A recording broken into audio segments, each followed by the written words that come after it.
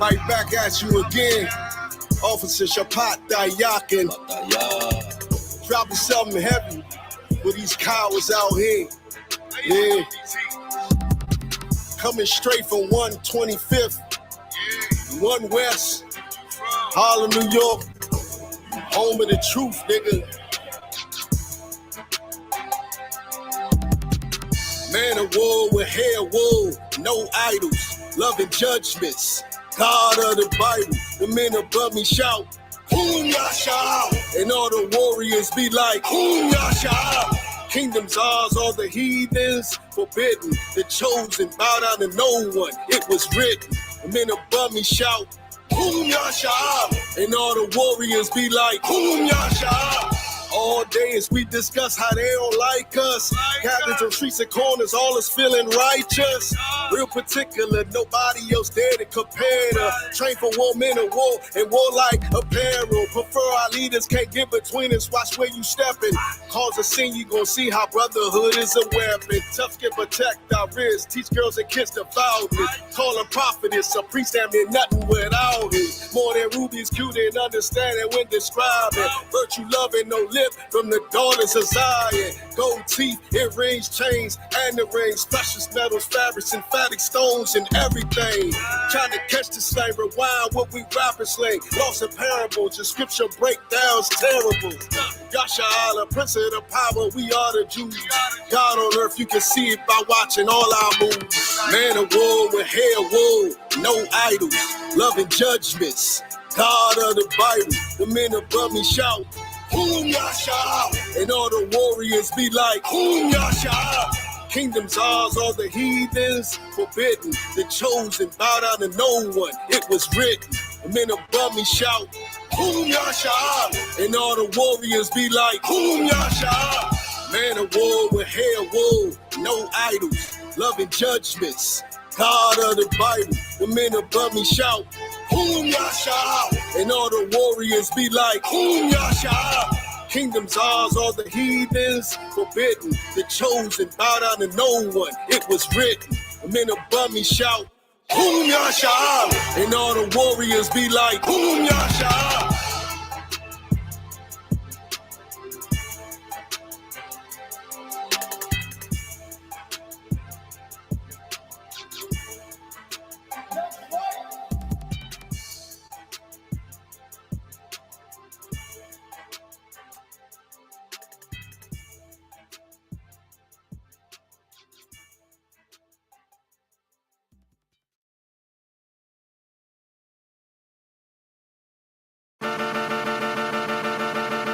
It's 1 West, 125th. They let the priests in the building. In the building. They let the priests in the building. In the building. They let the priests in the building. This is 1 West, 125th. They let the priests in the building. In the building. They let the priests in the building, In the nigga. building. They let the priests in the building, nigga. Beers, braids, and boots, even though I got a bald head, long nose. Pistol, I feel that bitch with bald heads, all blank. Tissue pulling up that boy's head. Shit's chopped. Looking like a bull, shit a street fight, 2 hands faster than the Honda. You don't want no problems, roll up on you like Blanca. 1 West, that's the mantra. Red hairband with a spray gun like Contra. Check your attitude, the gear stretch, longitude, the latitude. Come on. I'm a priest, bitch, so some fucking gratitude. Could tell I'm 1 West by the way I walk, way I talk. 125th straight New York. Call it, nigga. And I'ma rep it to the death of me. I die for the guy on the right or the left of me. You turn into beast mode, I turn into priest mode. Get to knocking niggas out like Craig for thinking they depot. It's 1 West, 125th. They let the priests in the building. In the building. They let the priests in the building. In the building. They let the priests in the building. This is 1 West, 125th. They let the priests in the building. In the building. They let the priests in the building. In the building. They let the priests in the building, niggas. Hardcore, men at war. I just follow Captain Yachty, with him I go. I might lose my shit, for him I blow and get to picking niggas off through that one-eye scope. We got a garment down to the foot, girdle around the paps, not a scuff on the boot. Yeah, yeah. You niggas try and look tough and look cute while we rock rough and stuff until you're stuffing loose. Been held back too long, now we busting loose, breaking down the barriers, this destructive truth. I was talking to a dumb nigga rhyme and he said we the Israelites, that's no denying. I said, yeah, but you ain't in compliance, you trying to be Kyrie, I'm trying to be General Muhammad. rhyming. That's right. It make me wanna break a nigga's spine and to what a doc can't even fucking realign him. I get a nigga to get a nigga on consignment. It's 1 West, 125th. They let the priests in the building, In the building. They let the priests in the building, In the building. They let the priests in the building. This is 1 West, 125th. They let the priests in the building, In the building. They let the priests in the building, In the building. They let the priests in the building, nigga. It's the truth, it's the home. Home of the truth. When niggas ain't gotta roam. Yeah. When niggas ain't gotta die alone. Put a nigga on both sides, you ain't gotta die alone. Be like, that nigga deader than a motherfucker. I brought my sword back wetter than a motherfucker. Fuck the turtles. I'm shredded like a motherfucker in this gym trying to get shredded like a motherfucker. The loose can and the firebomb. Everything on this gun custom like a Diawana. Call it one Yala. The Kwa, Razan, the Mafia, Yahaja, Malakati, Yaganan. Let's go. They let the priests in the building, nigga, waking up on people. Even when we chillin', nigga, fuck them fake camps. Better get with the realer niggas. For Christ come back and say, kill them niggas.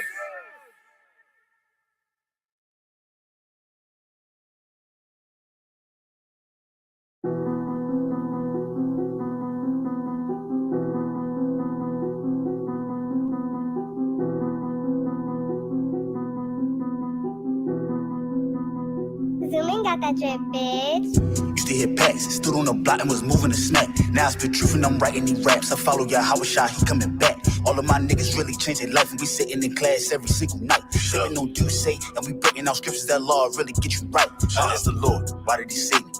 Baby, born in the 80s. Used to hide dope in my grandmother's basement. I seen the nigga brains all on the pavement. Now 32 with a switch and the laser. I was down bad with an 8-ball scale and the razor. I came out the struggle, I finally made it. I counted these blessings, I'm never complaining. Soldiers, they give me your orders, they corner one corner, I do what I'm told. Nothing my crown, I'ma be fly as a bitch. You know I'ma dip it in gold. They call it Batak, so that mean I'm bold. Came out the block, used to beat at the pot, then hit all the things in the holes. I chased the money, was losing my soul. Yeah. Used to hit packs, stood on the block and was moving the snack. Now I spit truth and I'm writing these raps. I follow YAHANNA, he coming back. All of my niggas really changed their life and we sitting in class every single night. Sipping no do say and we breaking out scriptures that law really get you right. Only the real ones call me ruler. Got 50 round steel drum in a Ruger. I say go kill one of my shooter. He say I owe you like a sooner. Hey yo, talk, tell me why they texting me. Used to get guap, breathing ecstasy. I'm out the kitchen, still with the recipe. I'm in the truth, building a legacy. I keep a couple shooters with a Tech 3. If you ain't over me, then you ain't checking me. I just hopped off the plane of Puerto Rico. Hollers and Quinte and Cinco. Homie, I leave you stresses like a limo. Pull up in any city with a rental. Free my dogs out and get them out the kennel. Enemy trying to pit me like an NO, you know. Used to hit packs, stood on the block and was moving the snack. Now I spit truth and I'm writing these raps. I follow YAHANNA, he coming back. All of my niggas really changed their life and we sitting in class every single night. Sipping no do say and we breaking out scriptures that law really get you right. I was locked down on myself. Asking the Lord every night when am I getting out? Why he keep sending me blessings and I keep on fucking up, still haven't figured it out. Talk behind me, I had to lose my bust me and Yui and then made a right. 40 on me, got a body. Nigga tried to rob me and ended up losing his life. I bought a ticket to Cuba, TSA locked me up when I was boarding the flight. Crackers ain't give me a bail, so I was stuck in that bitch and that shit had me tight. And I had beef with the ops, I put the mirror in the bathroom and made me a knife. I see why the murder rate high, niggas be pussy and shit and they can't really fight. Used to hit packs, stood on the block and was moving the snack. Now I spit truth and I'm writing these raps. I follow YAHANNA, he coming back. All of my niggas really changed their life and we sitting in class every single night. Sipping no do say and we breaking out scriptures that law really get you right.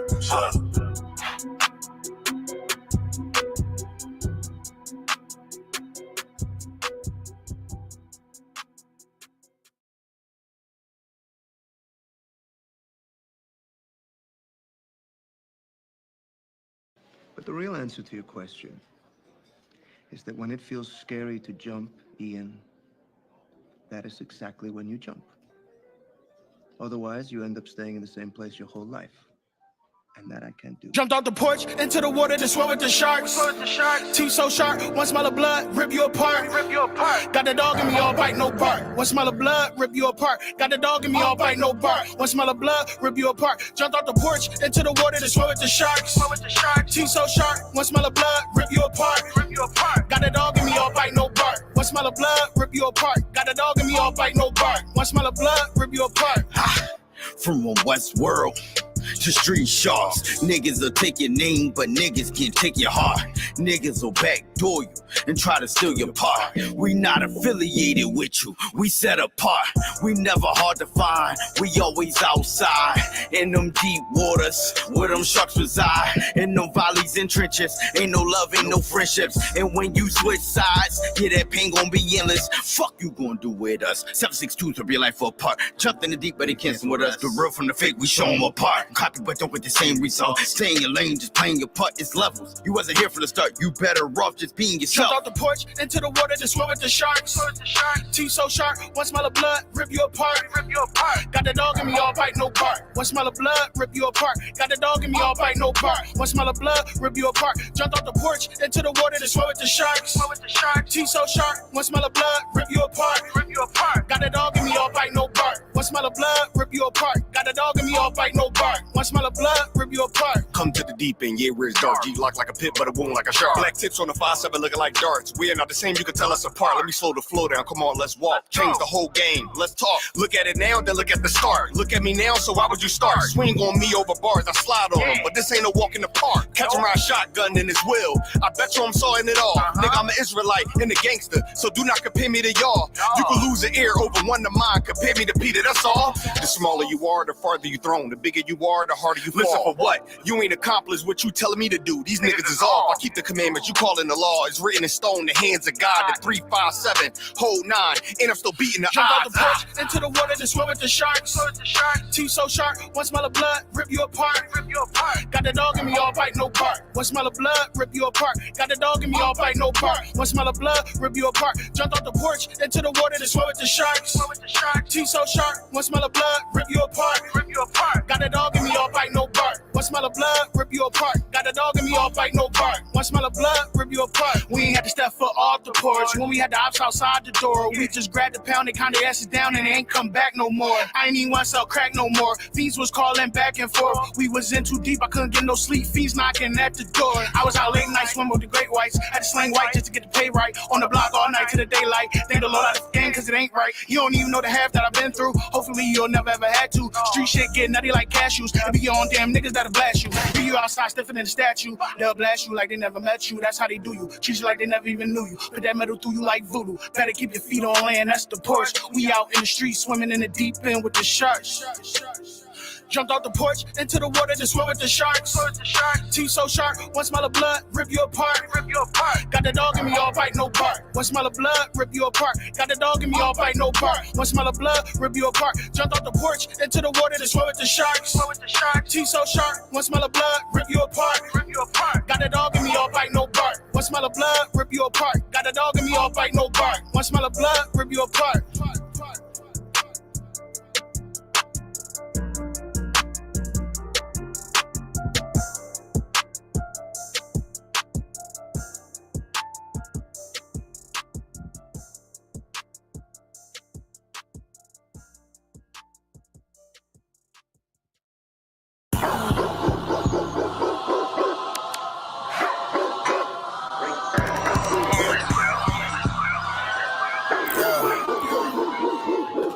Right to it, dog, you know it's raw. Well, let me catch you if you're showing off. They wanted to get you, I hold it off. Thought he was solid, but told it off. Running the field with the underdogs. Don't want to get involved. I can admit it, I know what it's time and I'm tripping, I gotta regroup. Niggas will fumble a bag, I get to the cash fast, gotta salute. I've been a hustler, look how I'm coming up. You running your mouth, better run it up. I'm running this shit like a big dog. Living my movie, they pissed off. Pushing the law cause we in charge. They gon' play this in the synagogues. How do I feel? I'm feeling great. Bigger the problem, the bigger the plate. Making my move, that shit gotta wait. Ahead of my time, keep it in line. Put on their face, I just learned to keep it all to myself. Wait, a couple of niggas that hang with me that'll bang for me. If I'm doing bad, never change on me. We the salt of the earth. We the motherfucking underdogs. We underestimated. You understand what I'm saying? I got tunnel vision. There's a bunch of ways I'm gonna get it. Cause my way or the highway, if you ain't fucking with it. Do what I say or go about your fucking business and take this money with you. I ain't dealing with no fucking children. If they not my own, going by myself. I'ma die alone. These bitches catch my wave and more just hopping on. They hear what I make, it starts to turn them on.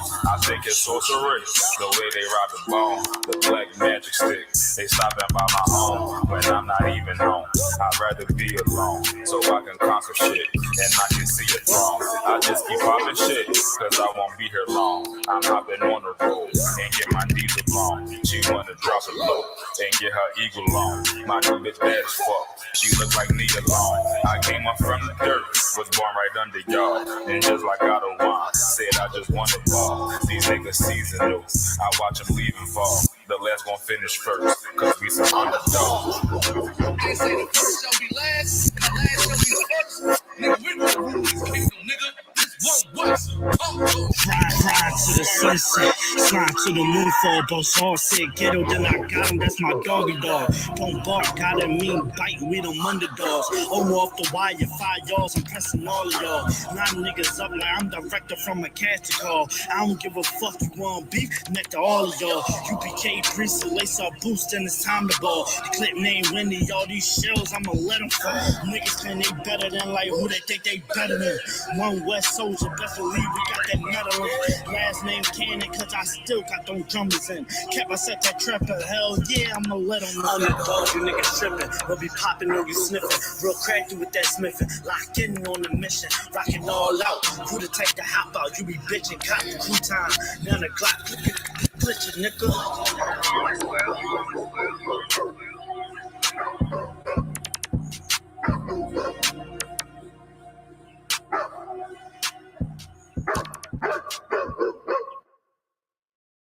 I stand on the statement that Detroit produces the most technical rappers, or the best rappers. You may not like the content, but technically, when you break down the words, we produce the best rappers. Whether you're Guilty Simpson, or whether you're Icewear Vezo, like whether you're Street Lord Juan or fucking Jay Dilla, like it's always gonna be the best rapper. No toda budem to. Yeah.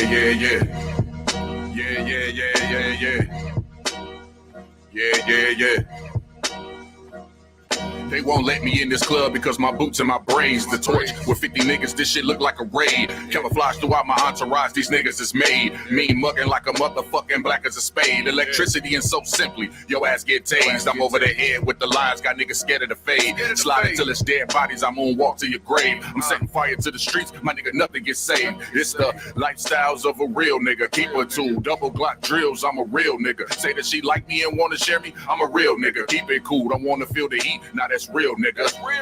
Be cautious when you approach me, this spot was ghostly. Won't even see it coming, but you probably feel it mostly. My brother keep a hammer with the thunder, so I'm low-key. My niggas will avenge, we all stars like Shinobi, that's light. Priest and prophet, I'm an Israelite, born to fight. Ali with the hands, but Mike Tyson with the overbite. Torching the discussion for the GOAT, what an oversight. Y'all can pick the Superman, I'll just be the kryptonite. Nigga, yeah, I'll just be the kryptonite. Nigga, yeah, I'll just be the kryptonite.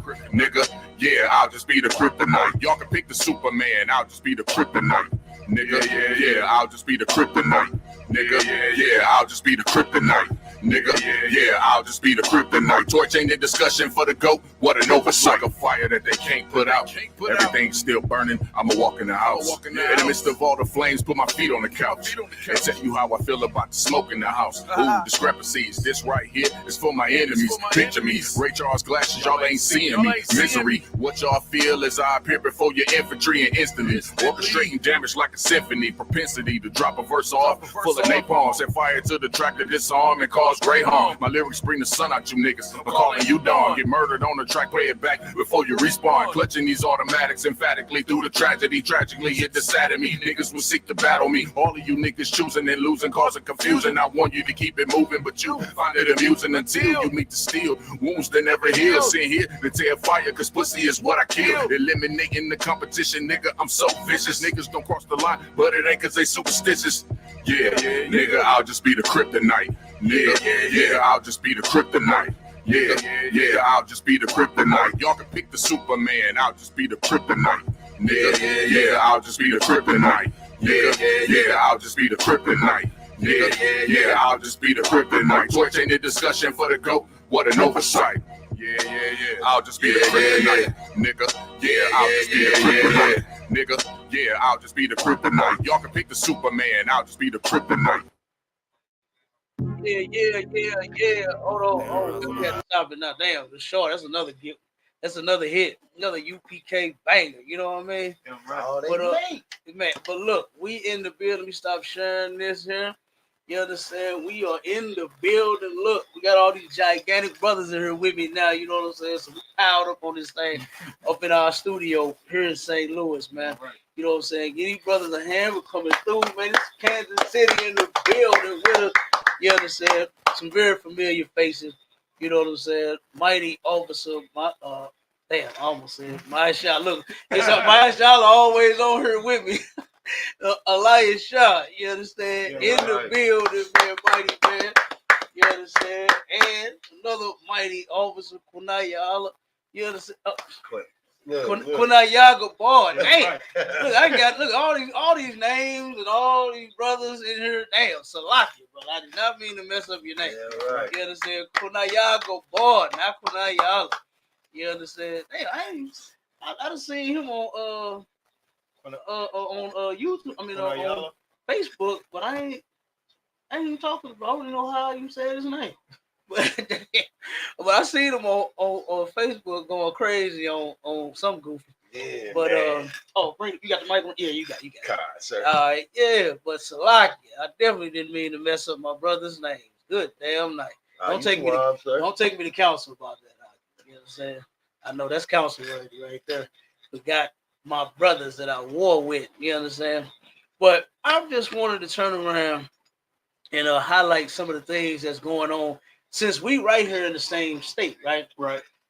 Kansas City, Missouri is not too far from St. Louis, Missouri. About a short, three and a half hours? Yeah, somewhere up in there.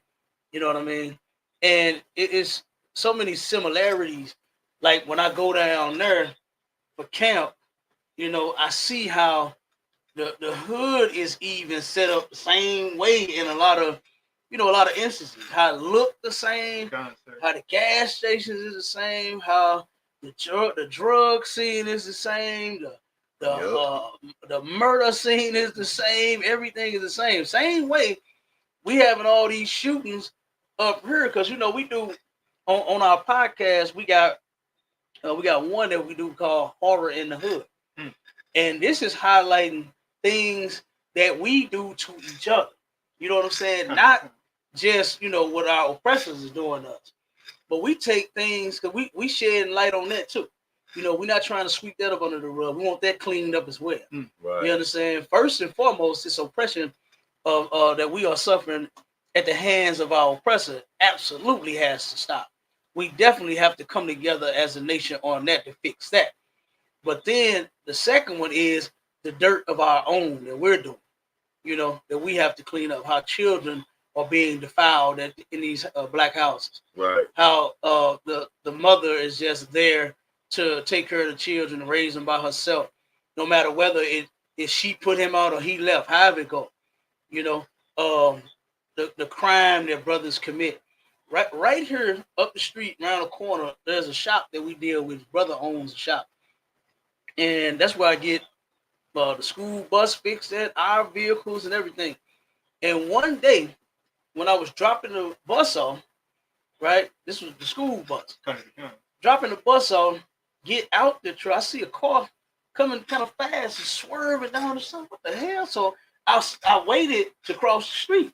You know what I mean? Because I didn't want to cross while they was driving all crazy. Yeah, I wouldn't either. And so then turn around, pull up to the stop sign once they pass me, because the shop is right on the corner. And I parked on the corner. And so I turned around and started walking across the street. I heard boom, crash right there at the corner. That car that was swerving like crazy, right? Old lady get out screaming and yelling. She hit the ground. She bleeding everywhere. And about 6 brothers jump out the damn truck, running, dropping guns everywhere. They on their way to do a hit, man. They are on their way to do a hit and unalive somebody. And I hate that, they had an accident, that sister got hurt, but that was a way for that crime not to happen. You know what I mean? Because of that accident, whatever they were going to do did not happen at that moment. And not the same, but the same corner, it happened again. Another accident. This is when I was not there this time. I was there picking up the bus this time, and the owner said, "Man, do you remember what happened the last week when these brothers did this?" And I said, "Yeah." He said, "Man, why it was another accident across the street, you know, versus on this side of the street." In the same he area. said, same Good corner. night. And he said they did the same thing. He said this car actually flipped upside down. And he said everybody got out, everybody started grabbing all their guns, man, and then took off, ran down the street. Hey, so I said, if I could, go ahead, buddy, man. I'm gonna just keep it 100 with you. People in St. Louis just can't drive. That is true. That is definitely true. You will die in some of these streets around here in St. Louis. I'm telling you, you better be careful. Okay. Look, I don't even ride my motorcycle in the city that much anymore. I'm telling you. Due to all of the stop signs and lights where they just blow straight through. They roll straight through them, straight up. So you ain't lying about that. They can't drive. You know, and matter of fact, I had a sister total out one of my vehicles right there in that same corner on that same spot. I'm coming to the school. Because it ain't nothing but a few blocks from me. I'm coming to the school, riding, just cool, just chilling. You know what I mean? And all of a sudden, I look in the back, I look in the mirror in the back, and I said, "Oh shit!" I just had to hold on. You understand? I grabbed that wheel and bam! She come to me. She was going. She had to been doing about 75. Damn. She had to been doing about 75, and this was about 2 years ago. This was about 2 years ago she did that. Total my wheel. Man. I had another sister hit me around the corner from there.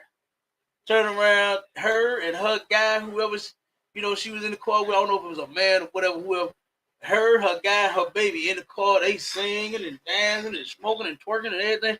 And before you know it, she ran the stop sign. Boom, hit me. You know what I'm saying? I said, oh my God. You better have some insurance, some life insurance, some car insurance, some backup insurance, some and you better have all kind of insurance here in the city of St. Louis, because they don't know how to drive, brother. I absolutely agree with you. But what I wanted to highlight more was the gun thing. You know what I'm saying? They riding around with the guns, you know, because St. Louis was murder capital for a bunch of years in a row. Still is, right? I was about to say, no, somebody, I think it was Louisiana beat us out last year, I think. So I think it was Louisiana. But no, just this year, it started off like they are ready to win it again.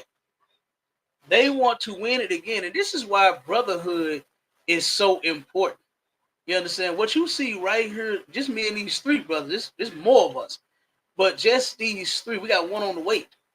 You know what I'm saying? But this is brotherhood. What we come to do, together to do is the work of the Lord, to help fix these things that's wrong in our community. Right. Nobody else has the kahunas to even get out there and even talk about it. I remember going to, right around the corner, there's a company called Better Family Life.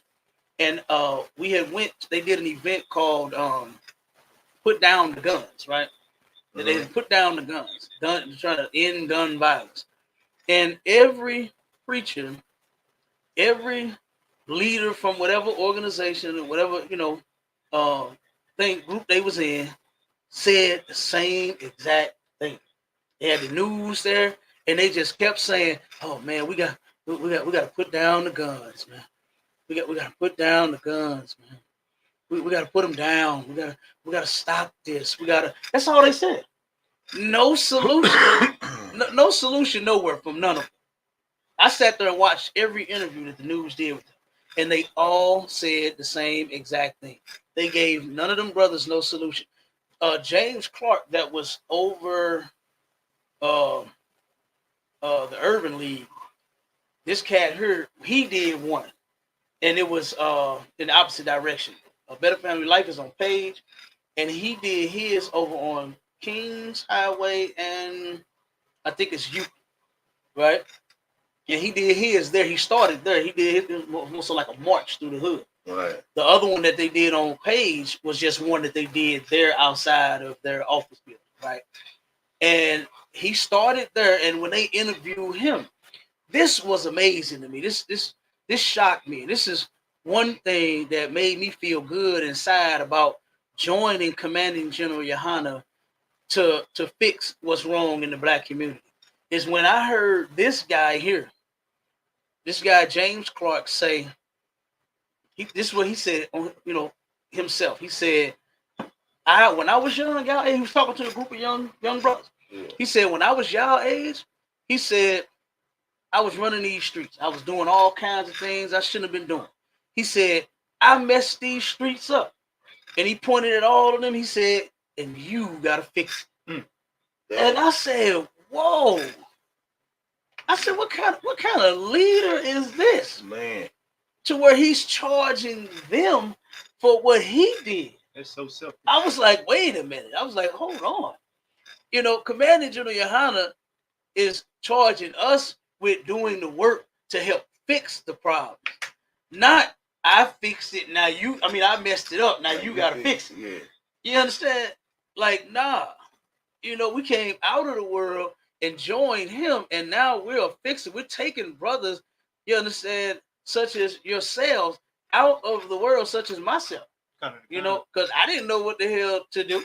I was looking for the truth, but I didn't know. Go ahead, my man. If I may. Go ahead, Warren. What he is saying is so heavy for anybody who's watching.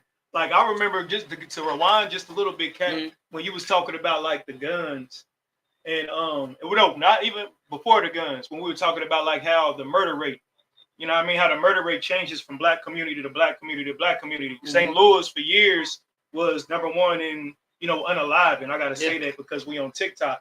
And then now he said now they got beat out by Louisiana. Then you have cities like Baltimore. Then you got cities like Kansas City right down the street from St. Louis. In my ignorance, before I found out the truth, I was one of the ones that would glorify the unenlivened of people that look like me because of the number. It's a numbers game. You know what I mean? So we, this year we get 150. So next year we got to get 165 and 170. We want to beat out the other city in our ignorance. In our ignorance, you know what I'm saying? And then when something happens, we was just talking about this on the way here, Quanaya, because a rapper just was unalive yesterday night in my city. We mourn and we put an RIP and saying we need to do better, but at the same time, we glorify things like the unaliving rate in our city. Yeah. Right. You understand? And we learned this hypocritical behavior from the Christian church and poor black leadership, like Captain Bar is saying. Right. You understand? It's the poor black leadership. They put all the pressure on the people in the community who they misled. And then when they found out that they have the way, or they think they have the way out, I found my way. Y'all just have to figure it out for yourselves. That's horrible leadership. Yeah. And that's all I wanted to say. Absolutely. Go ahead. What I was going to say, though, but check this out. This is the thing that kills me is that with all of this going on in every ghetto USA, why is it that they always saying we need to put down the guns? Why isn't there any more evaluation past the firearm? As if the firearm is jumping up off the dresser drawer and getting into some gangster stuff on its own. Right. There must be some kind of mental anguish. There must be some kind of oppression that these people are suffering from to want to kill unalive someone that looks exactly like them. You understand? Right. I think there needs to be further examination past the AR-15 because I see AR-15s in 9-year-olds' hands when our oppressor has them, and they unalive people just as much. And you don't hear them say they need to put down the competition 9mm. Right. They need to put down the AR-15. Why is it always we need to put down the guns? How about somebody really try to give some real help? You understand? Which you're not gonna find. That's exactly why. You know what I'm saying? Cat been mentioning. You know what I'm saying? Doing this work under Commanding General YAHANNA, ISUPK, it's the only place you're gonna get real solutions to real problems, man. Right. Damn right, huh? Then you're not gonna get what needs to be said through the damn media, through your governors, through your mayors, through these politicians. They're all gonna say one thing because they're trying to get their pockets full, man. It ain't about us for real. Right. You know what I mean? Absolutely. What both of you brothers said is heavy. And it's on point. And like I said, from my evaluation, the only somebody that cares is Commanding General YAHANNA. Right. The men that follow him to do the work of our King Christ is the only men that I would say and give any credit to say they actually care about Black, Hispanic, and Native Indian people. Right. Because we're telling them the truth. We're giving them what's going to help them in the end. You know, what's going to, matter of fact, not just the end, what's going to help them in the now. Right. If we started keeping God's laws, statutes, and commandments tonight, tomorrow, boy, the hood will be pristine. What your shirt say? Huh? What your shirt say? It say, make ghettos great again. That's what they would be overnight. You know what I'm saying? That's what we need to be doing. Make the ghetto, the barrio, and the reservation great again. Right. You understand? We ain't worried about making America great. We only worried about making our people great. That's right. You know? And I mean, man, that right there, I mean, just know, like what you said, Q, was, it's not like the guns are just, you know, coming off of unlock. You know, they got the lock on them, and it just unlock by itself, and it just gets in your hand, and it turns around and starts firing. Right. You know, something is going on. Something is wrong. You know, it's been so many unalivings here and there down in Kansas City. Like, did you see the one where down there in Kansas City where they had the shooting in the graduation? You saw that? Yeah, I saw that. What about that? Drop some on that story right there, because I just think this is ridiculous. I remember going to my brother's graduation, right? One of my little brothers, and you know, I'm not a guy who cries, right? I'm not a guy who gets emotional and all in his feelings. But watching him, because I didn't get the opportunity to walk across stage, but watching him, this brother, he went to a school that I used to go to, which was Roosevelt High School on the south side of St. Louis. He went to Roosevelt High School, graduated from Roosevelt, and Roosevelt was known for having parties at their graduations, right? They would turn up all kinds of ways. This stuff you seeing these kids do now, you know what I mean, dancing and stuff like that while they getting their diploma. Hey, Roosevelt been doing that. There's the talent show. Since I was in school, I'm telling you. And like I said, I didn't get the opportunity to walk across stage, but my little brother did. And he kicked off the entire party out. No lie. We sitting up top, you know, so they went to Yale. Yeah. Yeah, right. So Yale, right. Yeah, Yale, right. So where we sitting at, we up top, right? We sitting up in the balcony area. And we can look right as the kids are coming in. Right. And it had just started. Everybody's trying to be just as cool, and everybody's walking down all nice and grabbing their diploma, shaking their hands, ain't did nothing. Here come my little brother. My little brother was so excited. You understand? He was so excited to have graduated, and he was ready to start. I think he wanted to be a gym teacher. Right. And he was starting school with that, and they had him all set up, ready to go, and everything. He was excited. Turned around, and he started the party at the door. Him and the person that he was coming down the aisle with. Right. My little brother turned up and danced all the way down the aisle. Walked up on the stage dancing, got his damn diploma dancing. I mean, he turned it up. And from that moment, brother, everybody got turned up. Man. And it was what I normally heard about was a party at the graduation. Man. It turned into a whole party, brother. We kicked it the whole time. The only thing we was missing was like some drinks. You know what I mean? If it was the club, boy, it would have been lit. I'm telling you. So, like I said, that moment right there, I said, God damn, you know. Now, here this is. I thought about now, and that's not the only shooting. You know what I'm saying? There have been several different shootings at several different graduations. There was another sister that I have on video to where she is screaming and yelling. She's upset because her son didn't get an award. So she's going off screaming and hollering and I'm like, wait a minute. He graduated though. You know, but he just didn't get an award for something, but he graduated, man. Like, why are you doing this? Why are you acting like this at the graduation? They turned around and some other people had they were refused at the door because they had reached the capacity limit and they couldn't get in. And they was outside the doors beating on them, screaming, "Let me in, let me in." I know you want to see your family graduate and walk across the stage. Right. But why are you ruining their moment with your foolishness? You know, all you got to do is stand there and just wait outside and say, "Cuz I came, man. They said it was too packed. You know, it wouldn't let me in, but I'm here for you, though." You know what I mean? Like, why would you bust the window? They bust the windows out. They bust the windows out, and I think forced the door open, all because they wanted to get in the graduation. Good night. And I think that was insane. And they're doing that at a lot of them, man. And I just hate the fact that, you know, we had this mentality of like monkey see, monkey do. You know what I mean? When somebody do something somewhere, we do it somewhere else. And then before you know it, it's just a big influx of all these graduations and shootings and screaming and yelling matches, and now people ruining graduations all over the damn earth. I hate that. You know what I'm saying? Go ahead, Elisha. I was like, I just wanted to ask, why is people online, why we seeing brothers and sisters come into the chat, and you know, people who aren't of our nation? I just want to ask a question. I want to throw a question out there. Why is it, and you already asked the question, why is it that, you know, black people always say we have to get rid of the guns? Mm-hmm. Or better yet, why is it that black graduations get shot up? Why do we do these type of things? Like, why is this happening in our communities? Why are we shooting up our graduations, our children? Whose fault is it? Anybody want to answer the question? Just got to number one, get the badge. Anybody want to answer that question? Let's see if they answer. That's a good question. Whose fault is it? Yeah, whose fault is it?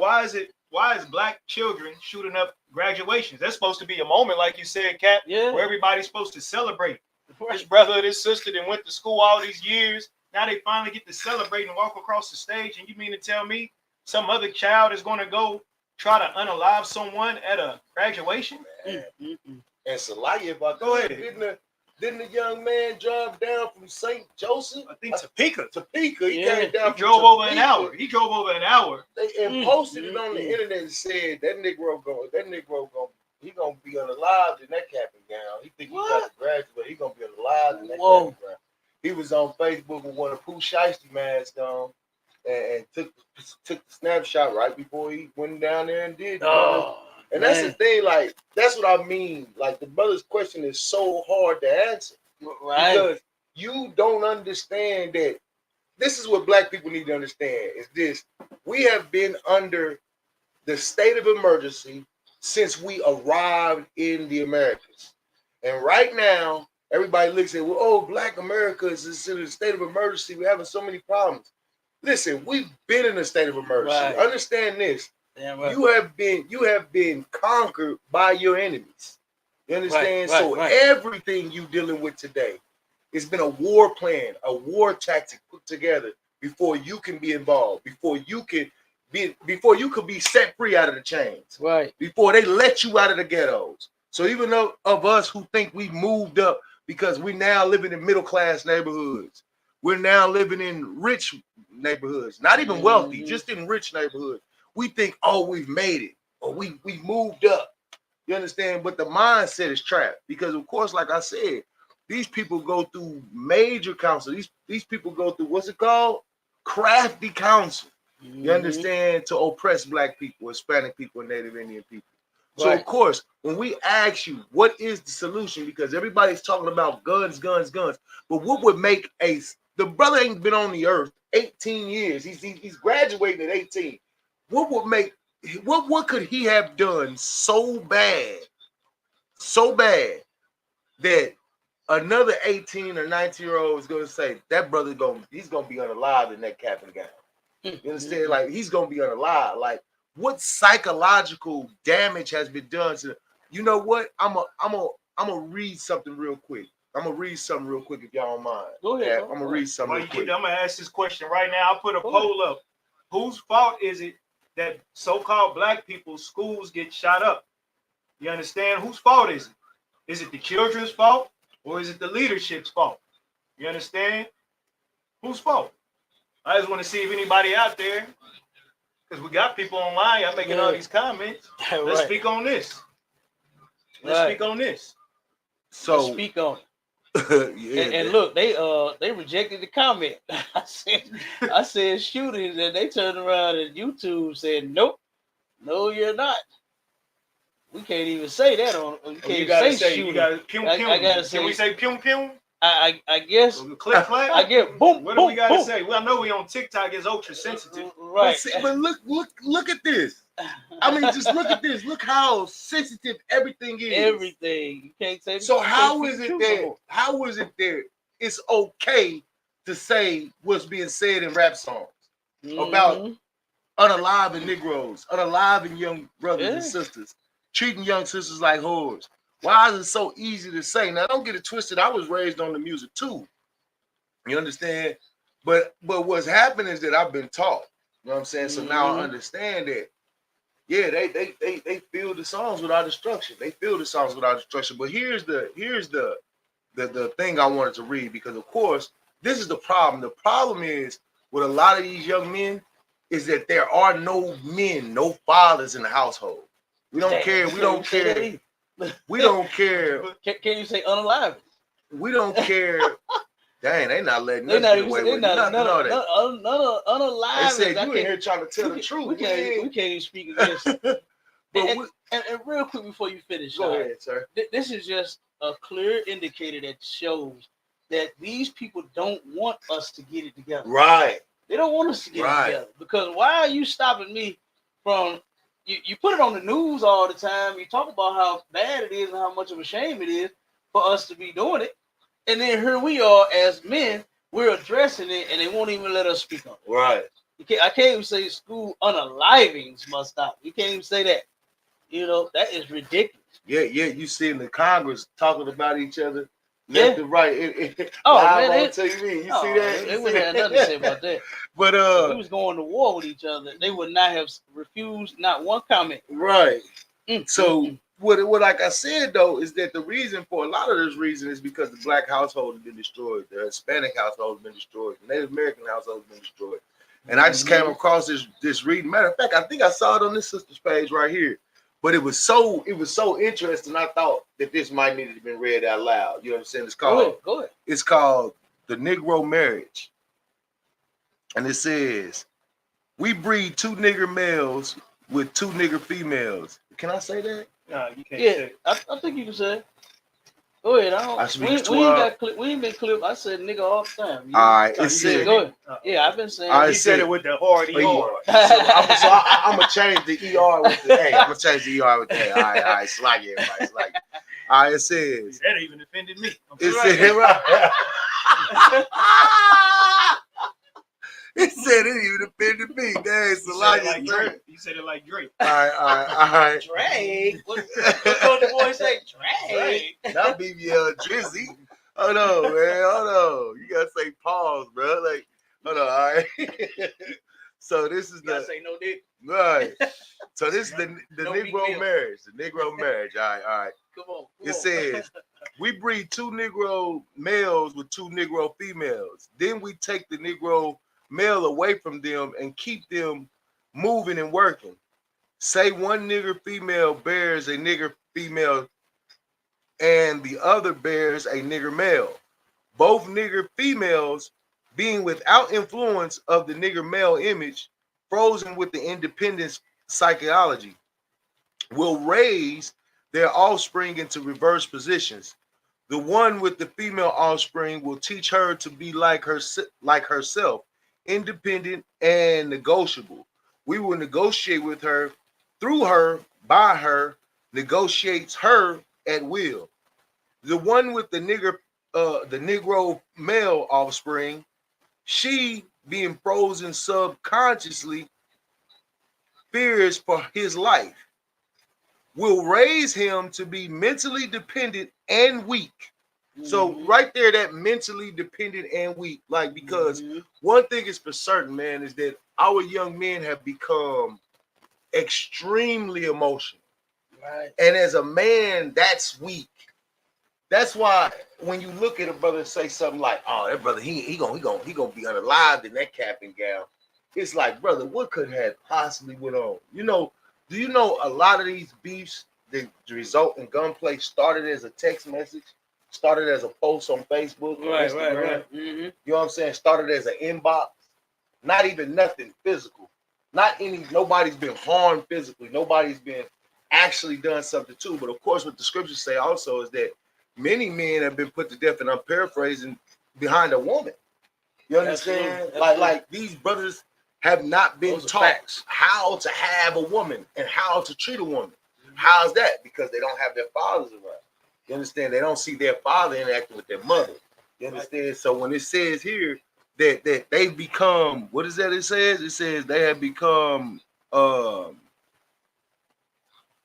where is it at? Oh, they become mentally dependent and weak, but physically strong. That's where the gun comes into play. You understand? They mentally weak, but physically I can get out here and I can put somebody in the dirt. You know what I'm saying? They 3 foot nothing. But when they got that magnum in their hand, they feel like they 6'8". You know what I mean? Mm-hmm. And they out here doing this work. They out here putting in this work and putting brothers to sleep, man. Putting sisters, innocent young children into the grave, man, at a very, very early age, man. And then not only that, they're throwing away their lives. So at the same time, we got the ones that's been unalive. Then we turn around and we got the ones that's got to do the time for it, because none of us get away. None of us ever get away. You understand? They don't show you nobody's snitching, nobody's telling. But eventually, that brother, whoever did these crimes, they're going to either be unalive themselves or they're going to be put in jail with football numbers, man. You understand? So we just being destroyed over and over again with this same ideology of the Negro marriage, separating the male and the female so that the household is destroyed. The scripture says that you can't break into a strong man's house. You got to first bind up the strong man. Right. You know what I'm saying? Before you can destroy. On that point right there. So how have they bound up the strong man? What are ways that our oppressor? I'm giving away the answer. Yeah. Salakia. What are ways that the strong man is being bound up to where he can't even protect his home? Because what Ayagabar is saying which is so heavy, Cap, is without any men in the house, you won't know how to raise men. A woman can only do so much. You understand? Like my mother, I was raised by a single mother. She did her best, the best that she could. She couldn't stop me from jumping off the porch. She couldn't stop me from buying my first pum pum. She couldn't stop me from getting my first pack. She couldn't stop me from any of that because she tried the best that she could. My father wasn't around. Now this system that's been created by the oppressor is what hurts Black, Hispanic, and Native Indian children. Right. It's a systematic thing. You understand? And that's why the Bible tells us to come out of the earth, come out of the world.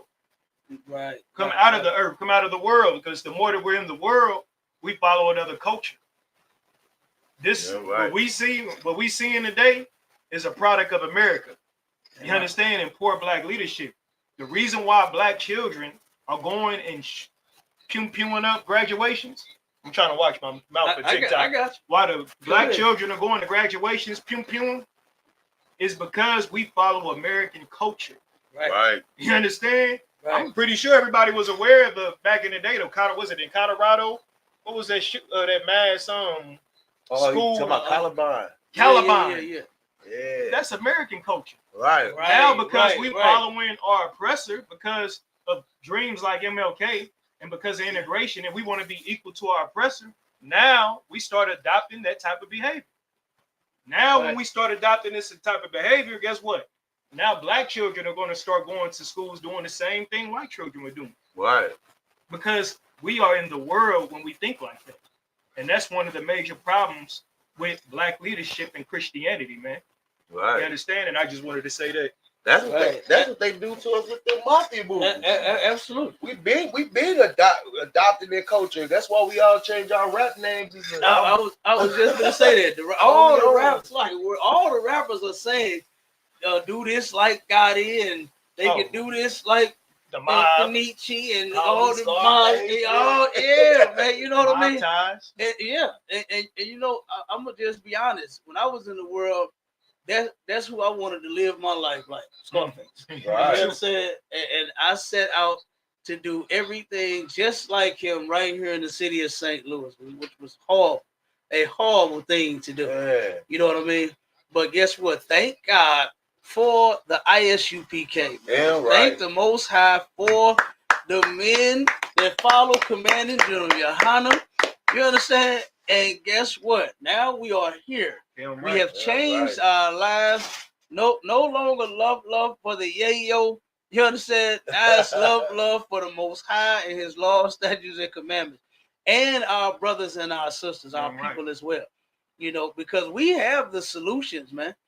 You know, the solution to the gun problem, like you said, it ain't just jumping off the dresser. And no other nation is saying we have to get rid of their guns. You know that nonsense that what is it, the NRA, what is it, the National Rifle League?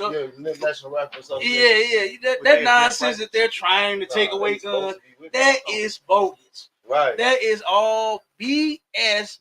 You understand, from our oppressors. They not taking away guns. They not gonna do it. They need them. They want them. They love them. Remember when they was all in the church blessing their AR-15s? Oh, come on now.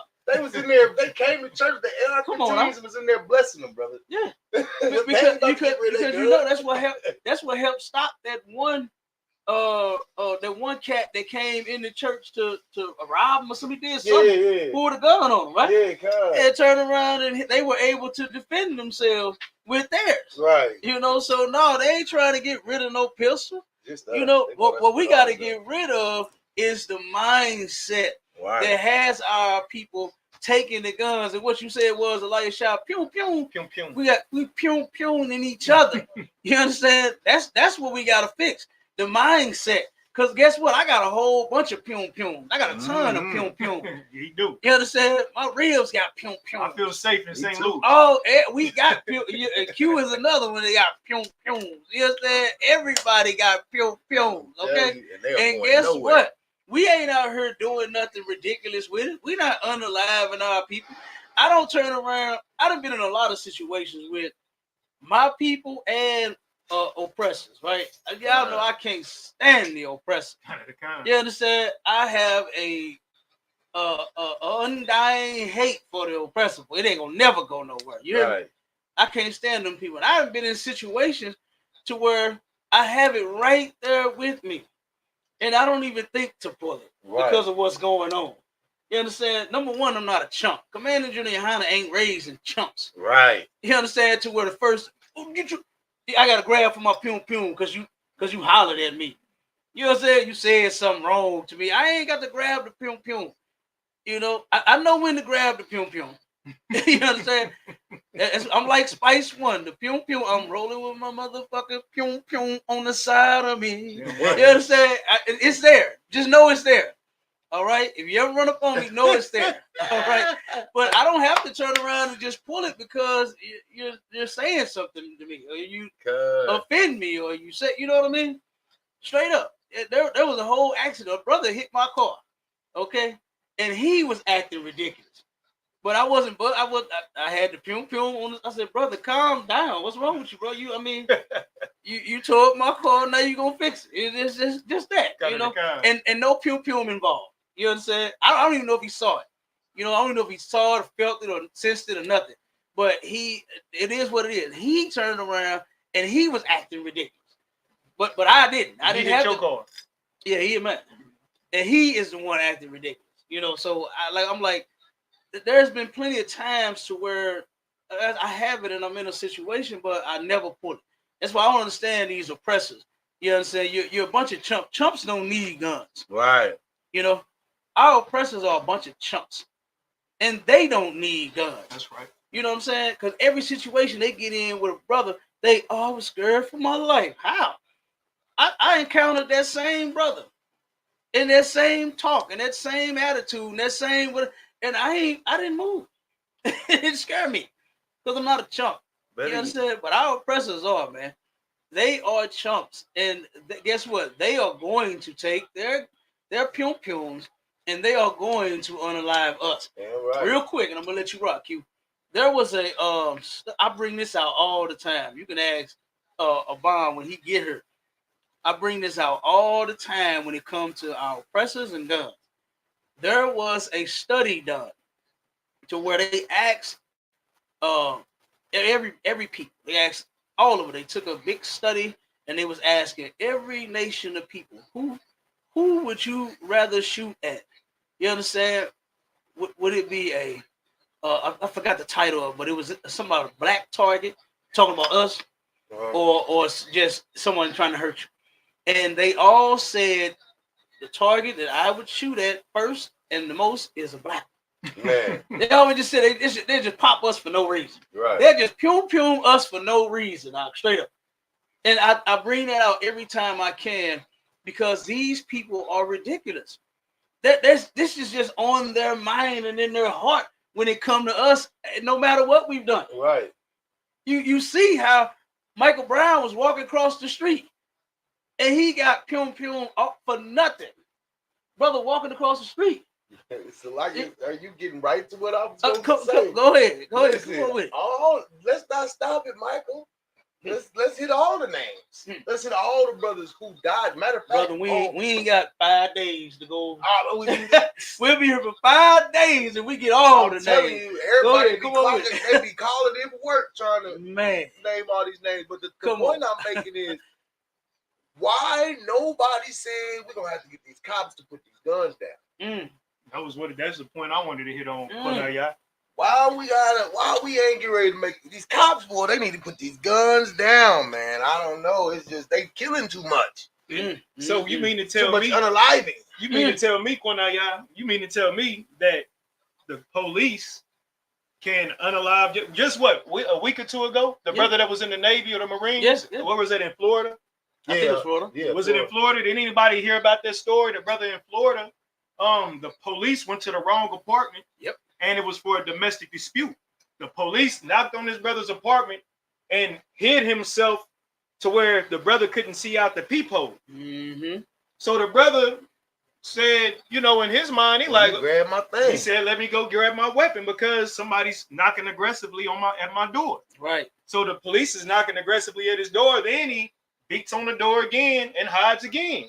He announces himself and said this is the police, and I guess the brother went ahead and opened the door. When he opened the door, he had his thing down on his side and had one hand up in the air, showing that, I'm not a problem. Right. I just needed to, see who you aggressive. are. Yeah. So, make sure you're not a threat.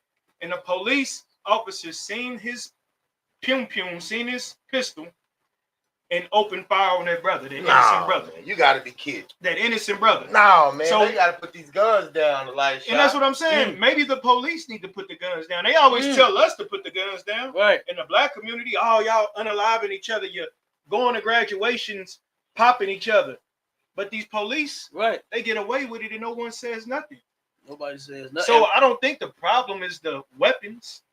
It's the American dream. It's the American hustle. It's America. It's the American way. It's the American way. Real quick. Hey, Shalom, word. That's my Hey, Shalom, what's going on out of one? I go my co-host. I go to the other host of the show. I be seeing the brother holding it down. They're right. Real quick. Anthony Lamar Smith. This was a brother unalived in, I believe it was 2006 or 7 by the police. It took them to 2000 and I believe 16 to close out this case. I gotta look back at the story. What happened? Yeah, it took that long for them to solve this case. Let me give you a little background, because what you brought up, Q and Elisha, that was excellent, brother. That was heavy. What you saying? Why aren't the police told to put down the gun? Why aren't they fired and locked away when you can't control yourself with your gun that you have? When you're unaliving innocent people. Why don't they get that same, rule and book thrown at them? Right. So this guy here, the officer that there was no beef between this cop and this brother.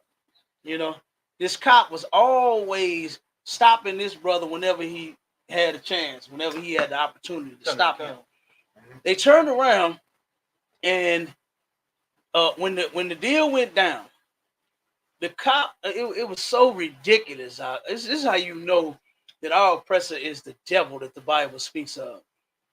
The cop said that he saw a drug deal going bad. That's what he said. That was his reason for stopping the brother. When they checked his vehicle and his body, there was no drugs nowhere. Right. No drugs nowhere. No even not even nothing on his hands, none on his clothes, none on the interior of his car, nothing, no drugs nowhere to be found. That's the first lie. Then he shot this brother in his face with an AK-47. Hold on, Salakia. The police? Hold up. The cop had an AK? Come on, say what you about to say. Ask me. Why did the cop have an AK? That had to be his. That ain't issue. Come on. That's exactly what it was. This dude had his personal AK-47 at work. When you know that is against the law to have your own personal gun. They assign you whatever gun they want to give you and whatever you ask for. Right. If you want a bigger gun, they'll give you one. You gotta ask for it. That's not police issue. But now you know what has happened in the hood. You know what they like to call it, unsolved mysteries. A lot of those have happened at the hands of these police officers that get hired to patrol and oppress Black, Hispanic, and Native Indian people. They turned around and he said he had a gun on him. He pulled a gun. That's why he turned around and took his gun. Shalom, where you done? Hey, Shalom, you done. Grab that seat over there. Oh, the little stool right here. You light him up. So go ahead, brother. I'm gonna have my real for her. She walked out. Go ahead and grab it. Get that one second, my child. I got you, brother. I'm gonna let you rock. Real quick. The cat, the officer said that he pulled a gun on him. You see the officer going to the back of his truck, going through the bag, grabbing something discreetly, walking over to the brother's vehicle and putting it in the car. And guess what happened? He said that is the weapon that he pulled on him. But then when they tested it, check this out. They tested it and said that there was no fingerprints of that man, Anthony Lamar Smith, that innocent brother. There was no prints of his on the gun. And then they said that there was no fibers from his clothes to say that he had it maybe tucked in his pants, or if he had it in, you know what I'm saying, say for instance, on the side of his seat. There was no fibers of any sort on this gun to say that this was in his car or on his person. Nowhere, right? The dude, with his excuse for why did he have his gun at the scene and why he had it at work, this is what he told the judge. He said, Your Honor, he said, you gotta know and understand what we're up against out here in these streets. Man. But what I said is, what are those innocent brothers up against out there in them streets that you taking that AK to their face with? He pulled the Karen. He pulled the Karen? He pulled the Karen. The police pulled the Karen. The police pulled the Karen. Good night. Billy pulled the Karen, and guess what? It worked because he went free. This dude who broke every single law in the book as a police officer went scot-free. Remember that protest, Brian? When they turned around, and guess what? When Black people took and started protesting in the streets of downtown St. Louis and all over the city, you know what happened to them? Over 100 and I forgot how many of them got arrested. Man, they got arrested because they are now hurt behind you and your injustice that you've done to this people again. Right. Not like it's just this was a one-time incident. Something that we could say, well, maybe the defense attorneys didn't have all their evidence in a row. Right. When he completely went against every protocol as a cop. You're not supposed to bring your own weapons to work. You're not supposed to plant anything on anyone, whether it be drugs, whether it be guns, whether it be any of that. You're not supposed to turn around and shoot innocent people. Right. Shot that innocent brother in his face with an AK-47. It was insane. Like, it was insane. And you're talking about what you're up against? You're crazy. Right. You understand? You're crazy. Go ahead, my child. You want to get in there. Go ahead, brother. Yeah, count on time, sir. Hey, shalom to all the brothers on the stage, on the panel, whatever. You know what I'm saying? Hey, shalom. No, what you were saying, and that's a crazy story about the brother getting shot in the face with an AK-47, because I've seen AK-47s tear off limbs. Yeah, you know what I'm saying. Yeah, you pop somebody in the face, come on. But now I go back a little bit. What I wanted to say is that the police, these police that's patrolling our neighborhoods are dumbass. You know what I'm saying? Because what they'll do, it's been situations. It was a situation in Tulsa, Oklahoma, right? And one of them said they've mistaken his pistol for a taser. Now, how can you make that mistake? You are incompetent. Yeah. You are incompetent. Like, you don't need to be having anything like that. Everybody knows the difference between a taser and a pistol. Like, you know the difference. Right. It's a whole different deal. Can I ask you a question? Go ahead. Hey, how many times was the firearm fired in that incident? And I can't really remember. I have to go back and get the details. Was it more than once? Yes, it was more than once. I know it was more than once. You know, a taser, you can't fire more than once. Right. Right. Well, it's a whole different handle. It's a whole different handle. You know what I'm saying? So yeah, they say you can fire it twice. You can fire it twice. But you can fire it twice. Okay. I guarantee it was more than 2 rounds let off. Yeah. I'm gonna try to find the story from his so-called taser. Yeah. Yeah, I'm gonna try to look up and find the story. And then the sound the taser make ain't the sound as the pistol. Yeah, pow. Right. The pew pew don't sound like the taser. Don't sound like the taser go. You know what I'm saying? That's how that go. And zit. You know what I'm saying? On that one, like that story he talking about, another cop just he put somebody in the car. He put a person in the cop car in handcuffs, and then an acorn fell on top of it. And he jumped down thinking somebody was shooting at him because an acorn hit the car and started firing at the car while the guy's in there. That he just handcuffed. Yeah. Just handcuffed him and put him in there and thought an acorn was somebody firing. He's scared to death. That is insane. You shouldn't even be a cop. You shouldn't come out on Halloween. You shouldn't come out when it's dark. You better have a night light in the bathroom if you that type of scared, brother. Right. Man, and what's crazy to me is that the police gets military training. Right. They don't have like a, you know how they used to do back in the day on movies. They had the cop walking around twirling in the billy club. Right. You know what I'm saying? They didn't have cops like that. Yeah. That was all for TV. They train them as if they are in the army, man. You understand? At least that's the story they tell us. Huh? At least that's the story they tell us, just so they can get the military funding. Because they get a lot of military. No, they do. They do. They get that military training. That's what they train. I'm telling you. You can go. I forgot where it's at. But it's one here where it's a whole big base where they train it, and it's like military style training. That's what like we don't think nothing of Islam. What you say, Bob? We have brought the price of it out like a couple of weeks ago. ago. Yeah. The price of what? The military training for each cop? For the police. Yeah. Yes, like if I could, I got a little bit of that information. Go ahead, Marshall.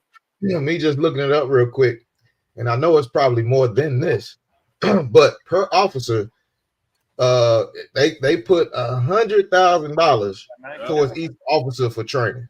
Each officer? Yeah. Each per officer. Yeah, that's per officer. 100,000. That's more than people make annual salary. Right. That's more than 100,000 just for training. $100,000 for salary. They're not even making that. Yeah. And he can't tell an acorn. And you can't tell from a gunshot. You can't tell your gun from your taser. All that training. You know, all that training, man. Now here I am. Guess what? I'm just a regular old Negro that just wanted to be able to defend himself and his family. And I don't have those kind of issues. You should put your gun up, though. I should put mine up. Yeah, they should take mine and dismantle it and burn it and melt it down and all of that. We'll give you $500. And yeah, because they do that. They got their gun buyback program.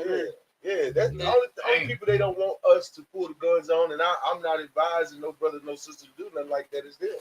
Oh, absolutely. That's the reason for it. It's because if we ever get the idea that we are better than what's been let on, that we are people more accustomed to better standards than what we live in today, they feel that, oh man, you know what the scriptures say that shame shall cover him. Right, absolutely. You know what I'm saying? And that's what they feel. Yeah, they feel that as soon as we get up, the way we treated them, they're gonna treat us 10 times as worse. Right. You know what I'm saying? That's what they fear is. Right. Know? They do. They do. And guess what? They ain't got no choice in the matter because it's gonna happen. It's gonna the Lord is going to make it happen like what he promised in the Bible. That's right. So it's coming, you know. And the thing that we're supposed to be doing right now is we're supposed to be coming together. That's right. Fixing us. Like this. Damn right. Damn right. We're supposed to be coming together to fix, you understand, what's wrong in the hood. You understand? So that we can get our king sent faster and sooner than later. You understand? Because we've been suffering this for such a long time. Why on earth is, you know what I'm saying? Like, come on. Why on earth aren't we running to one another? Not just when something happens. Why haven't we ran to each other like, look, man, we need to stick together for real? Like what we've done in the ISUPK. I hear all of this unity talk. We need to come together and as a people and one and all of this. But I haven't seen it being successfully done nowhere but in my organization. I haven't seen it happen out there with the new Black Panthers. I seen the new Black Panthers here in the city of St. Louis. I'm gonna tell you something. We had a run-in with the sister that leads that group. Good night. Let me tell you something. We had a run-in with that sister, straight up. We was at an event. We was vendors at one of these brothers. Heard this brother named Andre. He takes and he throws like little. He works at a shelter, and the brother turns around and he took and started doing food drives and clothes drive. So I ran into him and another sister, and he invited us to be a vendor at his event. Right. And we goes to this event. We said, "What's your everybody?" In Forest Park. Turned around. I had to beg the brother. I had to beg him to show that sister some mercy, cause he was gonna get on her head. I begged that brother, show, calm down, brother. Right. And you already know who I'm talking about, Rapayala. Rapayala, when I came back, Cap, the sister, what she did was she stole one of our oils. She went on our bus. You was there too? Yeah, okay, yeah. The sister turned around, went on the bus. Let me see this bus. How much y'all renting this for? Talking crazy to the brother. You know, then he like, hey, sis, you got to get off our bus. What are you doing? You know? So then she goes over to our table. Y'all got these shirts and these Bibles and this oil. How much is this oil? And picked up the oil and took it. And we came back right when that happened. Right, and he said, Cap, I said, you know what? Don't even sweat it. I'll put the money in there for the oil. Right. Don't even worry about it. You know? But I had to beg that brother, show us some mercy, y'all. We don't want to, you know what I'm saying? I don't want to mess up the brother's event over some oil. You know what I'm saying? I'm going to replace it. You know? So I replaced the oil, but just saying, you know, these other organizations, I don't trust them. You know what happened? You know, she's a drug addict too. She smokes big weed. She smokes big weed. She is a all-time 304. She is a 304 of all time. Right. Admitted it to me. Yeah. She was in the building. She was in this building. The sister that we do the food drives with, this sister was bragging about all the men she slept with. To me, telling me this. She turned around and saw our flyer in the hall, you know, in the hall right there by a window. We got the flyers hanging there. She said, what's this stuff about a man having multiple wives? She said, I got multiple husbands. That's what she said. Bragging to me. Women today think that's something to brag about. Come on. Got a question right there, Cap. I don't know if you've seen. I don't know if you want to ask. Oh, let's see. What do you think about John? 1 John 2 and 2. What do we think about it? We agree with it. I'll read it though. I had a brother read that scripture for me real quick. And next, real quick before we get out of here, I want you to look up the crime stats. You understand, for down there in Kansas City, because me and Avon brought out how in 1 week, it was 570 incidents that happened here in the city of St. Louis. Good night. I want to see what the numbers is working with. Remember that, Marshall? 500. Yeah, come. That was crazy, sir. That was whoa. Incidents in 1 week. I hear about St. Louis all the time. Come on, down the street. I'm What telling was that scripture?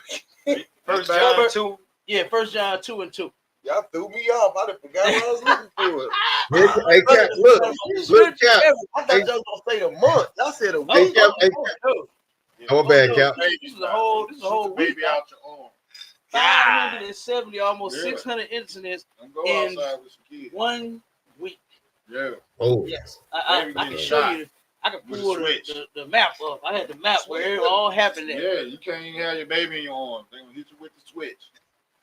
They don't care about none of that. I remember back in the day, used to be like, you wouldn't punch a guy with glasses on there. Hey, now, boy, that's like Darren. You know what I'm saying? It used to be a thing where you right, man, because I don't really want to break it down. You get a fan. Now, now, brother, wow, you shouldn't ask me how I felt. You know what I'm saying? Oh, my God. Come on, with the groceries. Hey, getting shot. I'm telling you. And hit that okay. They just put an age restriction because what we talking about. Oh, okay, yeah. Yeah, that's what you say. They double dog there. I bet you won't.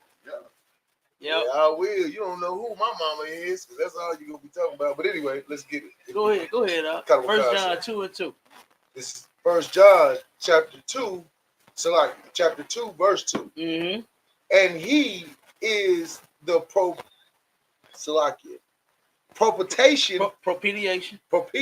for our sins, and not for ours only, but also for the sins of the whole world. Now you already know where we're gonna go with this, right? Good, okay, so I'll tell you. Oh, who's that? Jacob Rogers.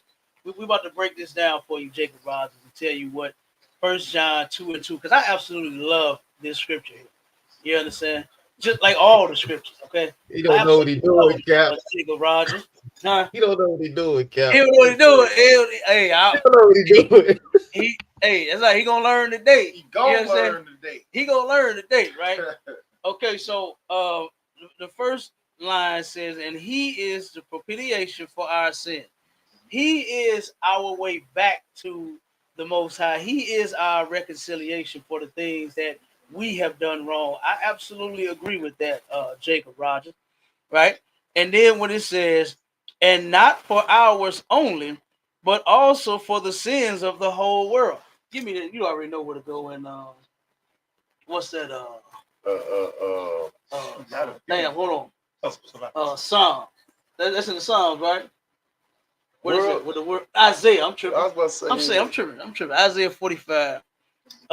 So right there, when it says not for ours only, but also for the sins of the whole world, you have to know what the world is. Give me first before you pull that in Isaiah. Give me that in Peter 4 and 11, huh? I say he don't pray for the world. No, he don't. and we're gonna prove it to Jacob Rogers real quick. We're gonna show Jacob Rogers what that means. Okay. Because I know that there's a lot of things in the Bible that you don't understand, Jacob Rogers, and I'm sure because of the things that you were taught in your religion, and in your church. But we're going to give you the truth today. And if I may, sir, go ahead, bro. Jacob Rogers, we do not want to come to your church. We are not interested in coming to your Sunday service and holding hands and eating that horrible meal y'all eat after church. We're not interested. Or letting a man put a cracker in your mouth. we ain't with that, Jacob Rogers. Ain't no man putting nothing in nobody's mouth around here. We don't play that. No Diddy. Yeah, no Diddy and no Meek Mill around here at all. You understand me? That's right. I don't understand it. You understand? I ain't walking up to no man telling him to open my mouth and let him put something inside. Man, that is so disgusting. I don't even know how they do that. They just open up. They just open up. What movie was They that? do He it. made them lick his finger and everything when he did that. Oh my God! Oh Oh my God! Give me that scripture, 1 Peter 4 and 11, real First quick. Peter chapter 4, verse 11. If any Pay man attention, speak, Jacob Rogers. Go ahead. First Peter chapter 4, verse 11. If any man speak, Jacob Rogers, okay, let him speak as the oracles of God. Let him speak as the oracles of God. Do you know what the oracles are, Jacob Rogers? I'm pretty sure you don't. I'll tell you. The oracles is the Bible. That's right. So if any man opens his mouth saying anything pertaining to God, now I ain't talking about if being a mechanic, right, and how to change an alternator. Okay, you can open your mouth. You don't have to use the Bible for that. That's not in the Bible. That's not what it's talking about. So if you open your mouth and say, hey, I can show you how to change your alternator in 20 minutes, you can say whatever you want to say in your video, you understand, that you post on YouTube. But if you're talking about the Bible, you asked me a question about 1 John 2 and 2. So now we're going to speak as the oracles of God. That's what the Bible says to do. If you talk the Bible, guess what? You must answer the Bible. That's right. You must answer with it. So anything pertaining to God, Christ, because that's who the propitiation is. It's talking about Christ. You understand? This is talking about Christ.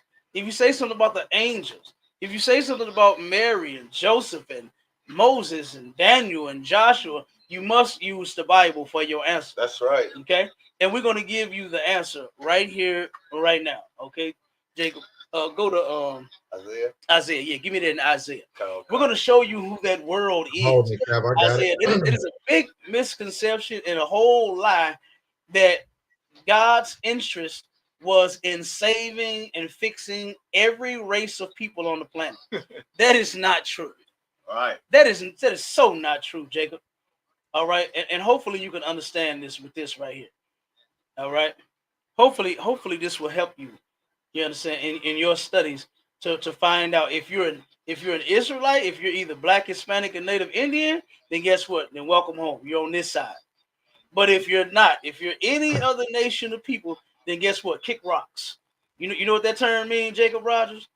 You know what kick rock is? It's a black thing. You might not understand. But kick rocks mean get the fuck on away from them. That's what that means. Right. That's what that means, Jacob Rogers. So if you're not Black, Hispanic, and Native Indian, you can kick rocks. He might understand beat it. I think there's more Jacob. Scram. Scram. Yeah. Scram. Okay, you understand scram, Jacob? Do you understand scram? You know, hey, beat it, pal. Is that more like beat it, pal? Okay. So you understand that. Okay, Jacob might understand that. Beat it, pal. Okay. All right. Okay. So now, Jacob, now we're going to tell you who the world is. And it's not every single person and every single thing in the world. It's not talking about that. All right, go ahead and read that, brother. Isaiah chapter 45, verse 17. Mm-hmm. But Israel shall be saved in the Lord with an everlasting salvation. Stop right there. Okay, right there, Jacob. Salvation, right? Being saved, right? The Bible says that Israel shall be saved in the Lord with an everlasting salvation. It doesn't say everybody. It narrows down one people, and that one people consists of Blacks, Hispanics, and Native Indians. That's right. Okay, that's who that one people. That's who Israel is. All right. The Lord said that they are going to be saved, and I'm going to challenge you, Jacob Rogers, to give me a name. Give me a nation by name. You understand? To where the Most High said that He's going to save them as well. Give me that. Once we're done, once I show you who this world is, Jacob, I'm going to ask you my question again, and I want to answer. All right? So go ahead, finish it up, warrior. Kalawakai. Ye shall not be ashamed nor confounded, world without end. You understand that, Jacob? He's talking about the Israelites. They will not be ashamed nor confounded. You can't confound us. Right. You understand? With all that Jesus freak stuff that you're pushing, you can't confound us with none of that because we absolutely know the truth. Yeah, right. Commanding General YAHANNA has taught us the truth and taught us very well. All right. So we're not ashamed of the way we dress. The priests and prophets of God dressed this way. That's right. With crowns on their head. Why? Because they were princes. You understand? You wouldn't know nothing about it. That's a black thing. You wouldn't understand, Jacob, Roger. You understand? Look, we love the studs and the shield of David that we wear. and the beards and the braids and our kinky hair. We love it. We love everything about us. We're not ashamed at all. You understand? Our garments. Oh my God, the Passover. Woo. Jacob, you know what I'm saying? Jacob Rogers, if you was a brother, boy, I would have invited you and you could have came out and boy, you would have had a ball. And you would have saw all of them garments. You'd have been like, damn, those guys look gangster. That's what you would have said. Something like that, Jacob. You know what I mean? Because guess what? Boy, them garments was on point. And our sisters was on point. You understand, Jacob? But guess what? We're not ashamed of our culture at all. We are getting back to what the Most High set for us. We're getting back to it. And we're not ashamed and we're not confounded. We're not confounded at all. You tried at all. Oh, they definitely tried it, Q. They definitely tried. But guess what? That's not happening. This ain't talking about you, Jacob. This ain't talking about no other nation of people but the nation of Israel. All right. And I challenge you, Jacob. This is your challenge here. And check this out, Jacob. If you would like to have a discussion, right? If you would like to speak on this, you can go over to on YouTube. You can go to ISUPK St. Louis, ST.LOUIS, and you can come up on stage. You can follow the link. The link is there, and you can come up on the stage. Right. And you can ask your question, and we can have a dialogue. We can go back and forth. We can have a civil conversation, right? And you can ask us whatever you want to. So come on over to the live. Join the live. Go to YouTube and click ISUPK St. Louis and click that link that's in the chat. And come on up and let's have this discussion. And I can show you that Christ was only sent to one nation of people. That's Blacks, right. Hispanics, and Native Indians, man. Not nobody else. That's right. Not nobody else, Jacob. So, you know, I mean, it is what it is. It's what God said in the Bible. It's been there all the time. Hell, you and your family probably sell the Bibles. Y'all probably got a bookstore. You sell them somewhere. You understand? So we know you probably own the distributing company, and you print the pages. You know what's on the book. You know what's on the pages in the book. You know what's in the book, Jacob. Come on, man. And it's been there since forever. But now the truth has been revealed to the men that's in the ISUPK, and we are not ashamed and we are not confounded. So come on over to the live, Jacob, and click that link. Let's see if you respond. He said, "I'm here, sir. Hold on. I put the link. If I could, sir." He said, okay, wait a minute. Jacob said before. He said, wait a minute. We got Colin in the building too. What Colin talking about? I don't know. He said my father. Jacob said he said my father is from St. Thomas. I'm half black. Okay. Well, you a brother then, Jacob. Well, congratulations. If your father is truly a so-called black man, then you would be an Israelite. I hope you're not lying to me, Jacob Rogers. All right. Colin said, just say, bro, dude, you got to go, bro. Okay. Okay. Whatever he's talking Colin, about. He would know. Right. Just say, bro, you got to go. Bro, you got to go. So kick rocks. You got to say it like, bro. Right, bro. There you like, go. Bro. Okay, I'm sorry. Correct me. Bro, you got to go. Okay, I ain't got time for all that, bro. You got to go shit. Hey, but Jacob, he's in the YouTube. Okay, Jacob, he's in the YouTube. Jacob, okay, Jacob, he's here. Okay, come on up, Jacob. But click that can link. I say something? Go ahead, bro. Well, because when we out with, you know, if Jacob, if your father is a so-called black man, this is what you got to understand. I know, you know, because of the mistake your father made by sleeping or, you know, marrying a so-called white woman or whatever nation that she may be. I don't know. I'm assuming. Right. I'm assuming at this point, and I don't want to assume. According to the Bible, that's a sin. Yep. You know what I mean? Mm-hmm. So a so-called black man, the Most High God isn't with mixing. There's no such thing as a mixed race. You are the seed of your father. Right. You understand, Jacob? Right.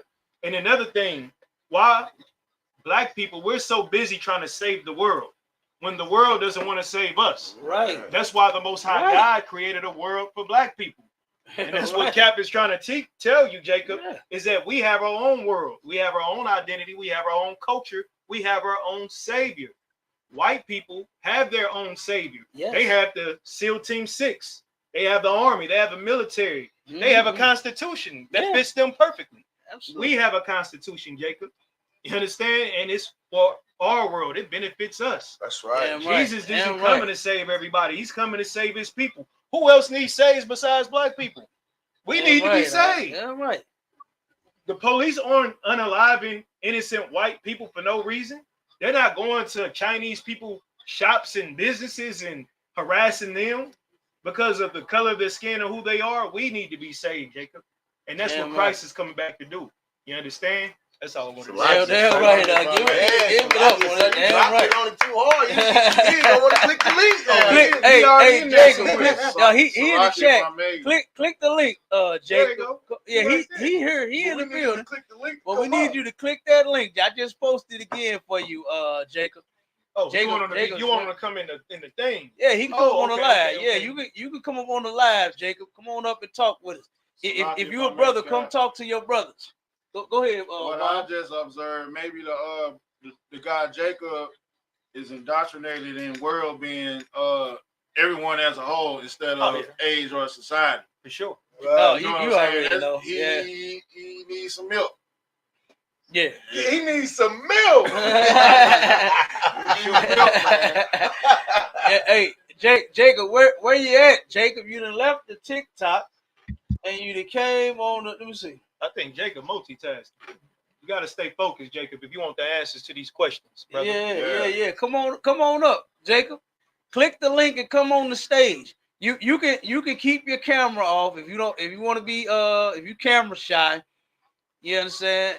You can turn your camera off. Just click the link and come on up. We're gonna take your word for you being a so-called black man for right now. We're gonna take your word. And guess what?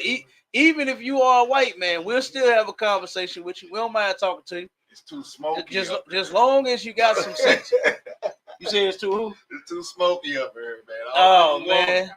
No, I don't know. Jacob, he came over. You know what I'm saying? He came over in the chat. No, that's like my cousin, sir. Hey, I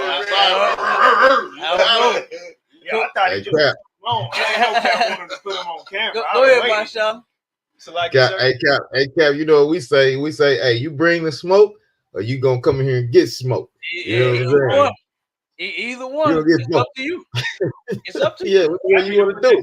You need to put that on the shirt. That's what it is.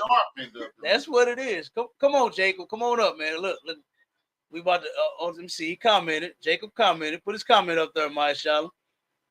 I'm in work. You in the slave. Oh, he said he at work. He said he at work. He back. He said he back. All right, Jacob. Click the link. I just posted it for you. Click the link. Come on up. We understand you at work. Wow. You know, come on. We understand. Like I said, if you are a brother, we're gonna take your word for it right now. Jacob, I hope you ain't AI, Jacob. I hope you real. I hope it ain't AI. Can they do that shit? I don't know. Hey, look, computers is gonna take over in a minute. You see what they doing with that goddamn check to change every week? The government is giving immigrants $6,500. The government is giving immigrants $5,800. I'm so tired. The government is giving. Oh my God! Boy, that damn thing changed every week. They said they start putting people wait in a the house in Chicago. They start putting them out. Like, no, we put you out of here. We got these immigrants trying to come. Man, you heard me? And ain't pushed out no money. No, right. Nobody nothing. Man, look. I think they're just giving it away. More for them than the government has. Hey, come on, you already know. You already know. They still trying to get what's that EDD? Wow, man. All right, come on, Jacob. You both come on up, man. Well, he said he at work. He said he at work. So he done ran now. Yeah. We gonna worry about it. Jacob at work. All right. But look, we had a sacrificial lamb. We don't want to do it. Yeah, look at her. Listen, man. It is time. Look, Jacob, I'm gonna tell you something. If you are a brother, and maybe you want some understanding, maybe you want to get the understanding of the Bible, right? I'm gonna give you my personal number so you can call me, right? Oh, there you go. He up. Oh, okay. Okay. Oh, right, so Jacob got some heart. Okay. You ain't AI. So he man. You ain't AI. Okay. He at work. Get Jacob a hand, man. Jacob came up on the screen. hey, brother, you got some manhood. It's a lot of people out there in the chat that talk, but be scared to come up and actually have a conversation. You Nah, understand? man. Nah, Yeah, man. I'm not yeah. scared of that. I see it. So what? So what So was the like, point? One second, my child. What was the point of your question, Jacob? What was you thinking when you asked the question? Honestly, what made me ask the question is genuine curiosity. Like, I've been doing a lot of research on like what y'all saying, and like I actually got that scripture from somebody else who used that as like ammunition towards you, towards like another Hebrew Israelite that I was watching on TikTok live. Right. And so I wanted to just ask you guys how you felt about that, because that person didn't really explain. They didn't really defend it that well, and I kind of felt like that was a loose end. You know what I mean? So I figured I saw you guys, and I figured I'd just ask. Right. Damn right, Jacob. And guess what? They can't defend it, and they're not going to defend it because they don't know what they're talking about. What you got to understand about the Bible is the Bible is not like written in a fashion to where it's what you see on the paper is always like what you get. What you see is what you get. You know what I mean? That's not it. You know, there's a scripture where it talks about precepts. You know what I mean? And a precept is a rule that controls a thought. And when you turn around and you have a thought, say like, for instance, does God love everybody in the world? That would be your thought, right? And guess what? There is a precept or a rule or a focused idea that will help you understand that question and that thought that you had. Right. And you have to come to men that absolutely know the Bible, right? And everybody don't. The people in the church, they don't. You know, they claim that they know Jesus because they pray to him and let him take the wheel and all kind of stuff and say his name 1,000 times. Jesus, Jesus, Jesus, Jesus, Jesus. They really think that they know Christ, but they don't. They don't serve Christ. They absolutely hate him, man. Those people in them other organizations, they hate Christ. I don't sense that from you, Jacob. I sense it. I sense some sincerity in you. Yeah, I sense that that's Jacob what I is try to sincere. portray, man. I try to make people know that I'm sincere. Ask him a question. Yeah. Go ahead, brother. You want to ask? Hey, Jacob, can I ask you a question? Yes, sir. You don't mind? Now, No, I know you said that you looked up this verse because somebody was challenging this verse on and you wanted some understanding on the context. Honestly, I just wanted to hear what y'all have to say about it, because like I said, the person who used it against another guy, he didn't really have anything to like say about it. So basically you listening to two people talk about this scripture. What is your stance though on the scripture? Where are you at? Well, see, my thing is I guess I have misunderstanding, because from my understanding, Jesus loved everybody. You know what I mean? Okay, now that makes more sense why you pulled that scripture. So you feel like you leaning towards the side Jesus loves everybody, black, white, Chinese, Arab, everybody. But my problem with it is that I understand that if black people were held responsible for their ancestors' sins, white people need to be held for their ancestors' sins as well. So, hey, so now you ran into a fork in the road. Right. You ran into a fork in the road. So you understand that black people haven't been recompensed for the things that white people done to us, right? Yep. But at the same time, you're struggling with accepting that God doesn't love everybody. Yeah, I'll be honest. That is one thing that I'm having trouble with. I'll be honest with you. Okay, I get you. You know what I mean? And we can clear that up for you in this school. You can see it clear as day. We're going to clear it up for you right now, Jacob. We're going to give you some scriptures that'll help you out, help you in your understanding. Because I believe from you coming on the stage and just from me seeing you, I believe that you're being sincere about this question that you asked and the position that you in. I wouldn't come this far if I wasn't. I got you. Damn right. And check this out. Here's the thing. You know, we have been told a lot of things about the Bible, about God, about Christ for so long, right? To the point to where they make songs about it. That you know how a song will stick into your head better than reggae a music. Yeah, you know what I'm saying? You turn around and put in a song about how good the love of God is and Jesus is there, boy, that thing will stay in your head. You understand? Songs will stay in your head. And the things that they are teaching in these religions, that stuff stick in our people's head, right? And guess what? Now the thing that has to happen is you have to be able to match that with the Bible, right? The thought that's in your head about God loving everybody in the world and everybody, it has to be in the Bible somewhere. Real quick, if I had a brother read these scriptures, can you show me the scripture that God loves everybody in the world? Have you found that scripture yet? Nah, I can't do that. I'll be honest. You can't do that. You know why? Because it ain't there, Jacob. You got to be honest with yourself. You look like an honest man. You look like an honest brother. Try to be, man. Try to be, man. You look like an honest brother. And you got to be honest with yourself. If what they have said in them churches and their religion is not there, then it has to not be true. Can we say that? Would that be a fair saying? So like would that be fair? Oh, what we got? Colin. Colin wants to chat too. Oh, okay. Yeah, go over to let me see. And we could probably use Colin for example. Yeah, you go on YouTube, Colin. We're gonna have the same kind of discussion with you. You don't have to worry, you don't have to be scared. You understand? We're not gonna try to harm you, right? We're not gonna cuss you out. Just come, follow the link, go to ISUPK St. Louis, and you can come and join the live too. All right. Like it, sir. I got the link up right now. So It's up. Yeah. Go on YouTube, Colin. Go to ISUPK St. Louis. Click that link and come on the stage, and we'll talk with you too. Come on with it. All right. So real quick. So we just have to say that, right? Because I've heard a lot of things being in church, right? I've heard that Jesus died for everyone, for all people, no matter what people you are.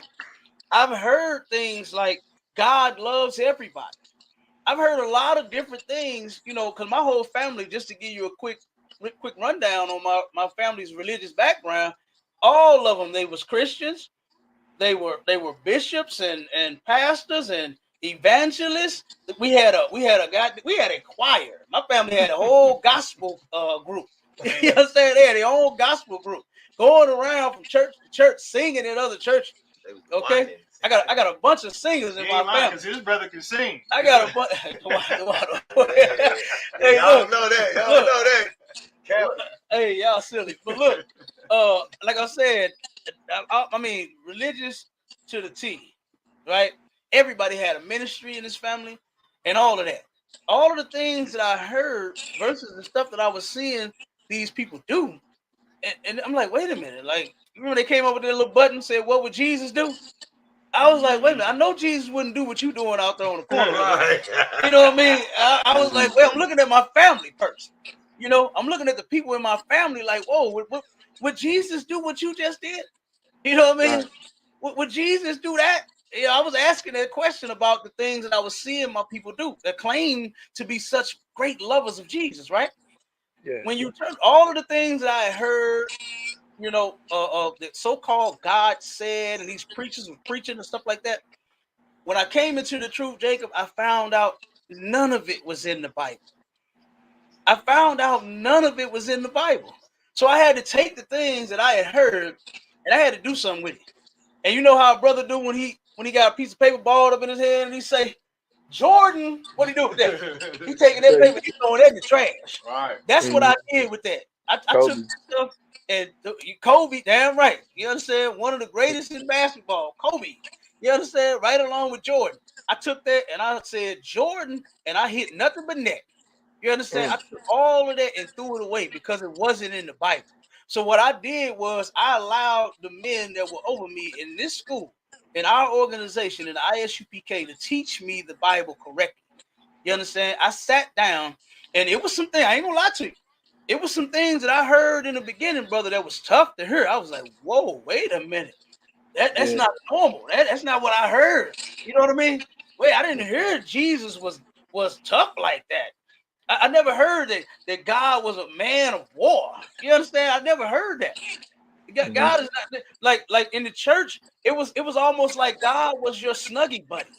You understand? God was a snuggie buddy that you could sit up next to him and in the little snuggie and with popcorn and you understand just Jesus on the main line, tell him what you want, all that kind of foolishness. That's what I heard. But when I came in here, brother, and when I learned that the Most High was hardcore, when I learned that Christ was hardcore, I was like, bro, I got to get with this because that's how I wanted to be. You understand? I wasn't jumping the world. You know what I mean? So I was like, I know I got to get with these men right here. Because these men, they are about it. Damn right. You understand, Jacob? They are about it. Okay? One second, my shot. I'm going to get to you, bro. Let me give Jacob this. I'm gonna give him this one. I got a couple more, and then I'm gonna let you rock, and then we waiting on Colin. And I got something. Colin, come on in the chat. Over onto Inglewood. You can come over here too. He's saying God. Jesus Christ is God. Okay, you can come on over here too. If you got something to say, go to ISUPK St. Louis over on YouTube.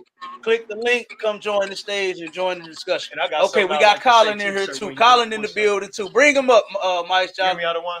Huh? I said I got something I want to say too. Okay, I got you. Well, okay, 1 second. Mute up for me, Colin, so we don't get no background. Just 1 second. I'm finna read the scripture to Jacob. We're gonna let a couple of brothers speak, and then we'll get right to you. All right, go ahead. Q, read the scripture. 1 John chapter 2, verse 15. Love not the world. Wait a minute, Jacob. You hear what the Bible is saying? It said, love not the world. Now, first it said that he sent his son for the whole world. So if he sent him for the whole world and he loved the whole world, why is he saying not to love the world? That's because there is a thing called many worlds, like plural with an S. There's many worlds, not just one. You understand? There's not just one world that the Bible is talking about. Okay? And we're reading it. Love not the world. Keep going. Neither the things that are in the world. Neither the things that are in the world. The things that are in the world that Christ is saying not to love is not saying don't love your wife. Not saying don't love your children. Don't love your home. You know, you work so things hard. of the world. Yeah. The things of this world, which is drugs, anything that will go against God, violence, you understand, RAPE, defiling children, sleeping with other men's wives, things of that nature. That's stuff of the world. So the Most High said, love not the world, neither the things that are in the world. Okay, keep going. If any man love the world, the love of the Father is not in him. So you loving the world, guess what? The love of the Father is not in you. You don't have it yet. You don't know what it is. You don't know what it is because guess what? Loving the world, we told you and showed you in Isaiah who that world is. That world is talking about the world of Israel, the Israelites, the blacks, Hispanics, and Native Indians. That's who that world is, and I can show you that too. I can show you. I can walk you down and show you that as well. I got one question about that. If you allow me. Yeah. Come on with it, Jack. Sorry, just 1 second, man. That's all right. Come on with it. No, it's okay. Yeah, it'll turn off. Yeah. No problem. Have a good one. No, I'm so sorry about that. No sweat. I know you're at work. What? Yeah. It's okay. So like, I've always heard that the 12 tribes come all out of Africa. So I'm kind of confused how the Hispanics fit in. You know what I mean? I got you. And here's the thing.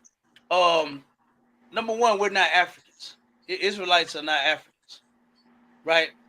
There's a such thing as the Hispanic tribes fleeing from Assyrian captivity, you understand, and went to a land where man never dwelt. It's in the Bible. We can read it to you. Right. But I'm just summing it up for you now.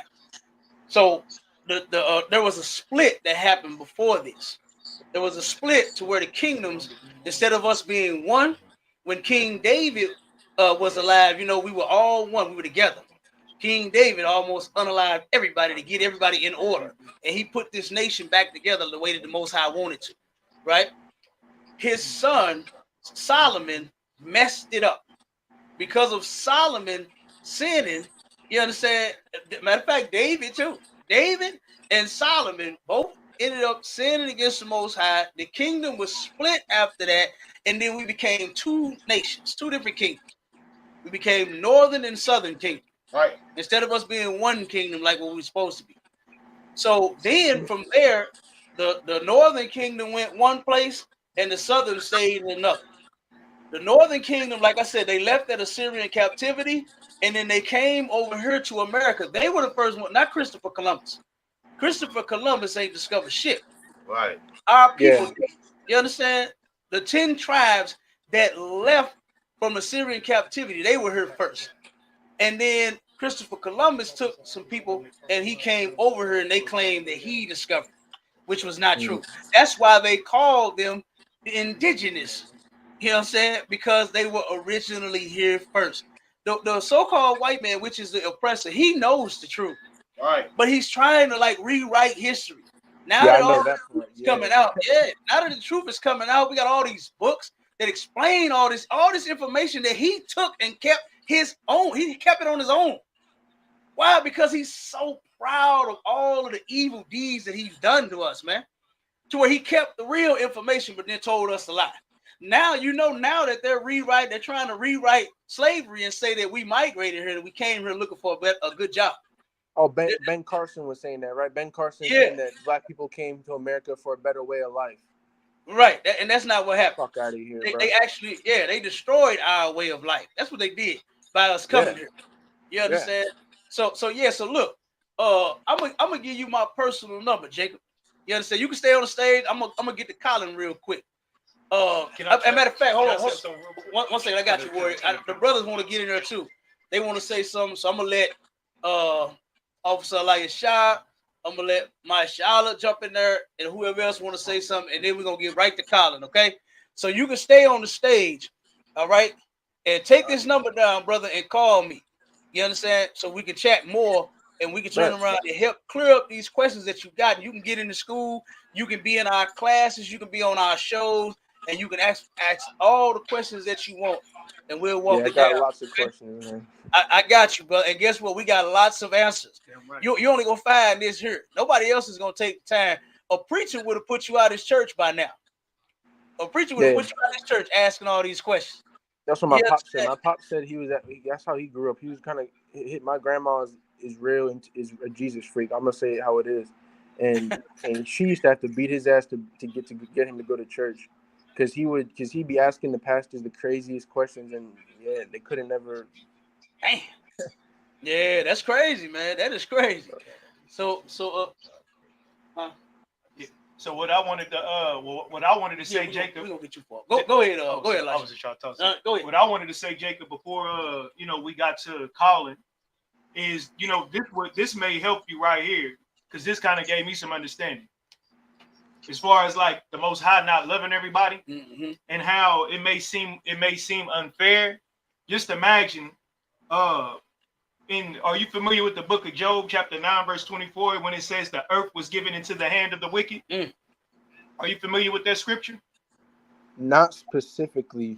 Read that real quick. Go to Job chapter 9, verse 24. I want you to understand something, Jacob. If the earth or the world had better people running it, it wouldn't be this horrible. Would you agree? Yes, sir. Would you agree with that? Yes, sir. So when our King Christ returns to save us, he's going to put a nation of people in charge, and you don't have to worry about children being unalive. You don't have to worry about, racism where people are, hanging from trees and all the horrific acts that have been happening. The new people who are going to run the earth, the new landlords of the earth under our King Christ, it's not going to be all that chaos. Now, they have a judgment to pay because of the sins their forefathers committed, just like we went through slavery. Right? Yep. We didn't do the sins that our forefathers did, right? But the Most High God is just. Would you agree? And that's one thing our oppressor, like Colin, his people, they don't want to receive justice, because justice means the downfall of their nation. You understand? So one nation has to go, and a new nation has to be uplifted in order for righteousness to be pushed in the earth. That makes sense? Yes, sir. So read this real quick. Read that real quick. Job chapter 9, verse 24. The earth is given unto the hand of the wicked. The earth was given into the hand of the wicked. Keep reading. He covereth the faces of the judges thereof. They painted Jesus Christ as a so-called white man. All the angels are white. Right. God is white. Right. They covered the faces of the judges thereof. Keep reading. Right. If not, where and who is he? If not, where and who is it? Who did these things in the earth, Jacob? The wicked. Yeah. So in order to have righteousness, the wicked have to be rooted out. Damn right. The wicked have to be rooted out, and that's love. Not only love for us, but that's love for them. Hell, if we were leaders, shit, they wouldn't be going crazy. I heard the other Think about it like that, Jacob. Someone was gonna make the all the white people were gonna be slaves and handmaidens and stuff like that. Yeah, they're not going to be on our level at all. Just like we're not on their level in their kingdom. Right. Yeah. But just, if I may, when we won't be so like we won't be can I say rape? No, say defile maybe. We won't defile them. We won't be sleeping with their young children. We won't be taking advantage of them like they did us. Because when you think of hate and you think of slavery, you think of the oppression they put us through. Right. That's what goes through your mind. Right. You understand? Now they will have some. They're gonna have some hell to pay, but we're not gonna destroy them out the earth and take the last. Like we're not gonna do that. But they are gonna get their issue. I'm gonna just, they're gonna get their issue. Right. They're gonna get their issue. Absolutely. You know what I mean? But then once righteousness is established in the earth, guess what? Once Christ is established, there's not gonna be any more unalivings for no reason. There's not going to be no more R words. There's not going to be molestation. There's not going to be a LGBTQ community. There's not going to be any weird, twisted freaks running through the earth. It's not going to be. I can't say none of that. So like, if we get kicked off, it's my fault. I'm trying to clean up my words. It's not going to be all of that, Colin. I see you, Colin. It's not going to be all of that. You understand? That's right. So that's all I'm saying. I look at it from their point of view and don't look at it just like, damn, they got to go through hell. And if they do, so what? We've been going through it for 500 years. Hey, man. It says that they have to pay double, you understand, for what they've done. Yeah. So like you said, they're going to get their issue. You understand? We're not going to put them, their slavery's not going to be how they did us. So as far as like I can't say the words. Yeah, I got the nasty stuff. We got you. Yeah. We got the land. I do want to say. I want to say. Okay, hold on, Colin. 1 second. We have one other brother wanted to speak, and then you got it. Go ahead, Mike Shallow. Hey, come on, sir. I'm gonna make it quick because I know this brother so anxious. I mean, this guy so anxious to get on and say something. But I just want to go back. I just want to go back to what you were saying about, Christ wasn't no chump, man, at all. You get what I'm saying? And these Christians, that's what they breed. They breed chump and weak men. That's why we're in the damn situation that we in right now. That's right. Because they don't know the scriptures and they don't read the scriptures at all, brother. And I want to bring out a scripture to you, to where they tell us to defend and protect ourselves. The Christian church doesn't tell you to defend and protect yourself. I'm gonna go to let me go to Luke 22 and 36. 22 and 36. It says, then said he unto them, but now he that hath a purse, let him take it, and likewise his scrip. And he that hath no sword, let him sell his garment and buy one. Damn right. Damn right. You gotta buy one, protect yourself, brother. Right. You don't breed. Hey, look, in ISUPK, we don't breed no chumps, man. The Christian church, that's what they do. Yeah. Damn right. We gotta come out the Christian church, brother. We gotta come out the Christian church. I yield, Cap. Absolutely. We got. Hey, listen. We turn around and come in here, and you can get strong in here. You understand? No matter how weak you were, no matter what you thought and believed in the world, you can actually come get some strength in here. All right. So how did I know it was gonna pop up? Well, oh God, yeah. John 3:16. And they don't know what that means. Don't even know what that means. That's one of my favorite verses. Come on, Colin. Mine too. College. Come on, Colin. Come on, Colin. Hold on. Give Colin a hand for coming on. And I want to tell you all, I appreciate y'all having me on. All right, And, come on. What's going on, Colin? I do want to say this. I grew up in the Catholic Church, and when I meet black people, I'm more impressed when they are not Christian because they're not believing in the religion that the people enslaved them to become part of. I don't like that. Don't be part like that. Be your own people. And my family's from Ireland. I'm 100% Irish. So, I mean, you can say whatever you want about white people. But us Irish think we're a little bit different. And that's one thing on the other side upon. But also, guess what? We were the cops for that meeting. And let's just call it for what it is.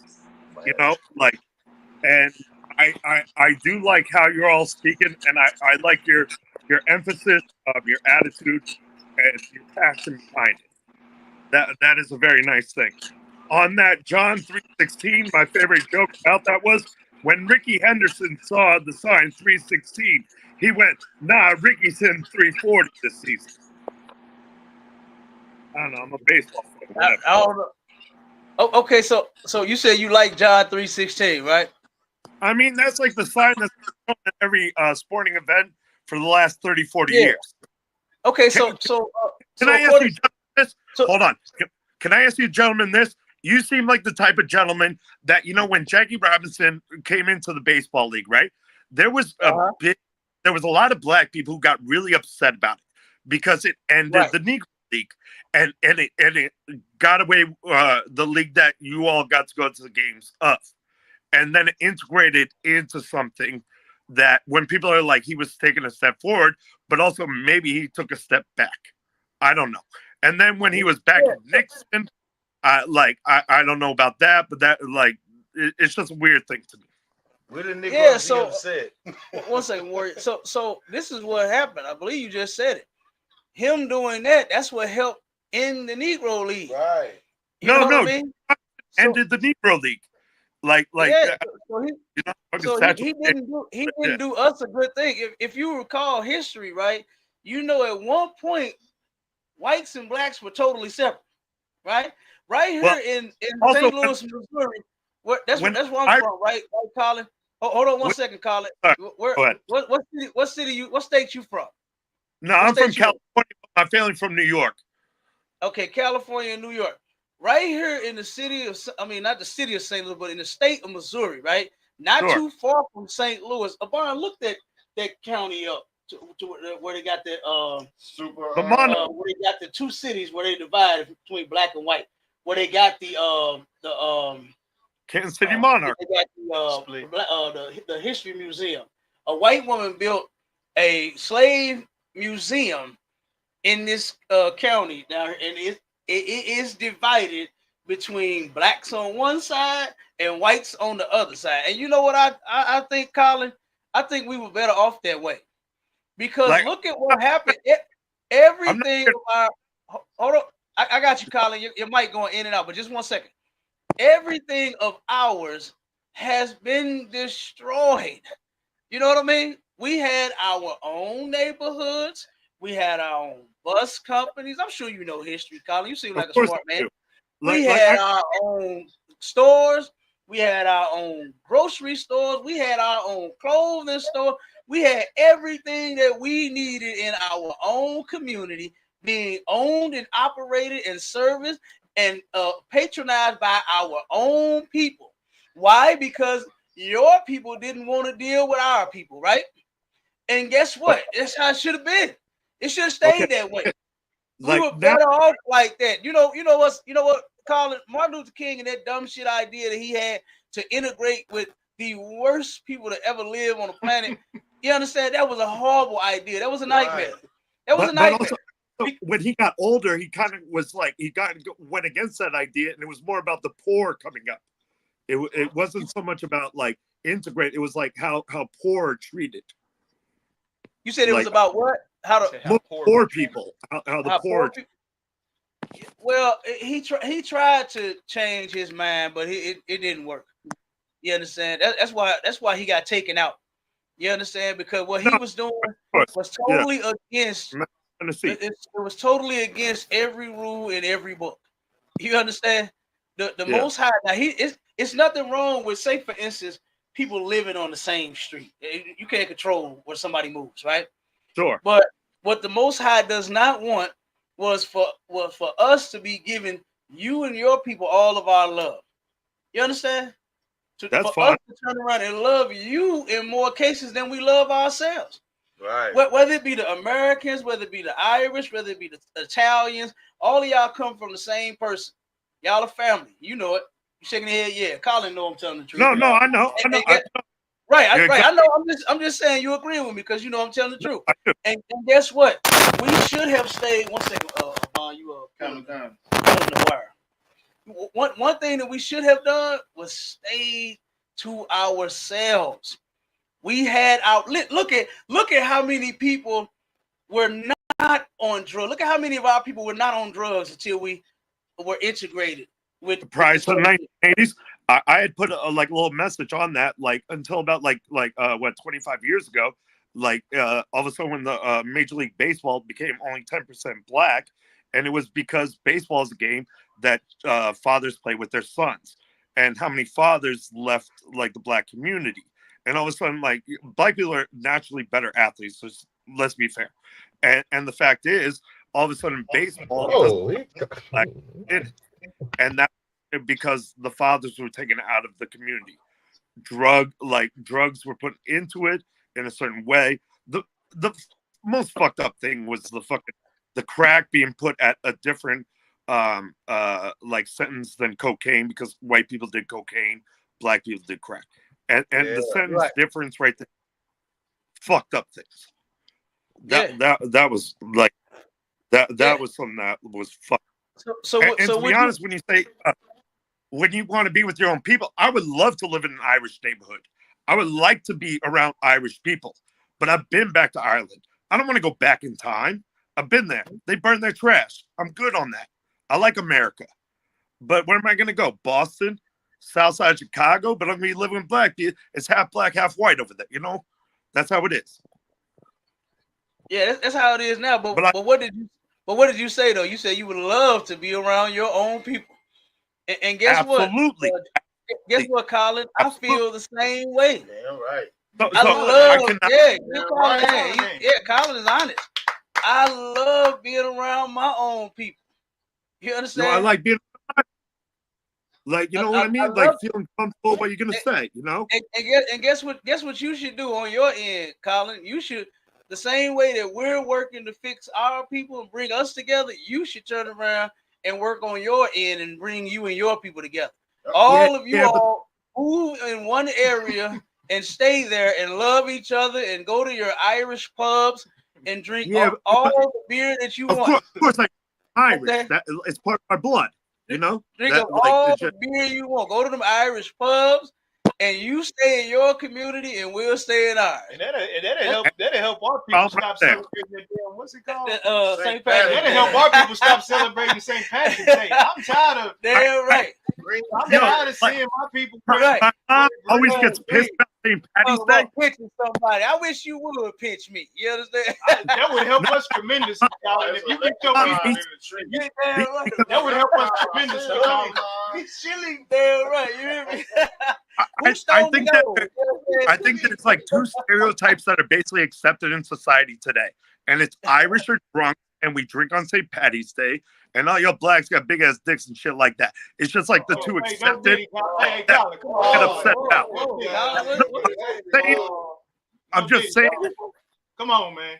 Hold on, Colin. We straight, man. Come on. No, I'm not fucking with you. I want my girl. Like that's it. Like I'm just saying how that is. Like the accepted. You just saying how Irish people are. Okay. Yeah, like we accepted as drunks, aren't we? Well, no. I honestly don't know. What's the guy? No, Colin, what's the guy that got caught in the part, the singer? Papa. No, this is a real dude, a real celebrity that got caught in the part in a sting, LGBT sting, having sex in the park. Oh my God, I don't even know. What was the singer? What the guy say? Oh man, it's a singer. Yeah. It's an oppressor? Yeah. And he got caught with a... He sang a song with his sister Eddie name. Murphy. Ooh. Who he say? You know who it Eddie is. Murphy. No Eddie Murphy either. Yeah, Not I him. hit that one at the park though. He got caught. No Diddy and no Eddie Murphy either. Okay. Yo. After I saw that Pac he video, was doing the Johnny Gill. after I saw that Pac video, I want to see no Pac. Somebody look that up for me. Look that up for me. He sang a song with what's that made Patti LaBelle. He sang a song with Patti LaBelle. I'm trying to change it from Diddy, from our people, and give him somebody he know. What's the name? George Michael. No George Michael on this stage. Busted in the jam. No George Michael on this stage. All right. Yeah, I know that. No George Michael. Yo, I ain't no wham ass shit. But man, I'll be like, I gotta give it up, keep on dancing. Yo, I know my Marvin Gaye type shit like that too. You agree? Do you agree, Colin? That black people, white people, and all these other nations in between, we can live separately. We can stay to ourselves, and we don't have to mix and mingle and still deal respect each other. with each other in a certain way. Listen, Colin, did you hear my question? I'm sorry. I think you a little amped up, Colin. My question No, was... yeah. All right. Yeah, you did. Once I start talking, I get like a little heated. My apologies. You know what happened when the plug mixed that Marlboro. He lit that Marlboro up. He's lit now. Listen, Colin, my question is: do you think black people and white people, Chinese people, Arab, East Indian people, do you think it's possible that we can stay separate, still live amongst each other, stay separate? You go worship whatever God you want to go worship. You go celebrate whatever you celebrate. And we don't have to mix and mingle, and we still can respect each other. We can work with each other. But absolutely, for some reason, yeah, he said absolutely. But for some reason, why do you think it, like for black people, we have to attach ourselves to something else? Why do you think that, Colin? Why do I think that? Because well, if I'm gonna be fucking blunt. And it's probably because like white people can't ran shit for a long time, and black people want to be like the people who are at the top. That's why like a lot of kids spend a lot of money on shoes when they shouldn't, or like stupid ass shit like that. And now, like Jacob, Jacob, you hear his answer, Jacob? Did you hear his answer? So the side effects from oppression. Absolutely, that's why it comes from oppression. And oppression is still relevant today. Right. Oppression is still thriving today. All of us are called by some slave master's last name, Colin. Would you agree? Yeah. No, I understand that. So that's why we need justice, Jacob. You understand? That's why we need justice. He and his brother has something to say. Here, I got another, because I'm going to add on to the question that he just asked you, Colin. I'm going to add on to it. He said, all right, go. I think we could just separate, right? But this is what I want to ask you. Do you think we can separate and take all the things that we brought to your society? Like, well, not at this point. What'd you say? I wouldn't think at this point. I would think that there's like economic things that have happened over the years that have placed black people in a certain place. Like Oakland's fucked. Like, you know, it's no. Maybe you misunderstanding what I'm saying. I'm not talking about economy. I'm talking about the brain of black people. I'm talking about the inventions. I'm talking about the things that you use today to have modern life. I'm talking about the air conditioner. I'm talking about the refrigerator. I'm talking about the heat and cooling. I'm talking about indoor plumbing. I'm talking about GPS. I'm talking about the internet. I'm talking about satellites. I'm talking about putting the first man on the moon. I'm talking about anything that black people brought to your society to put you on top.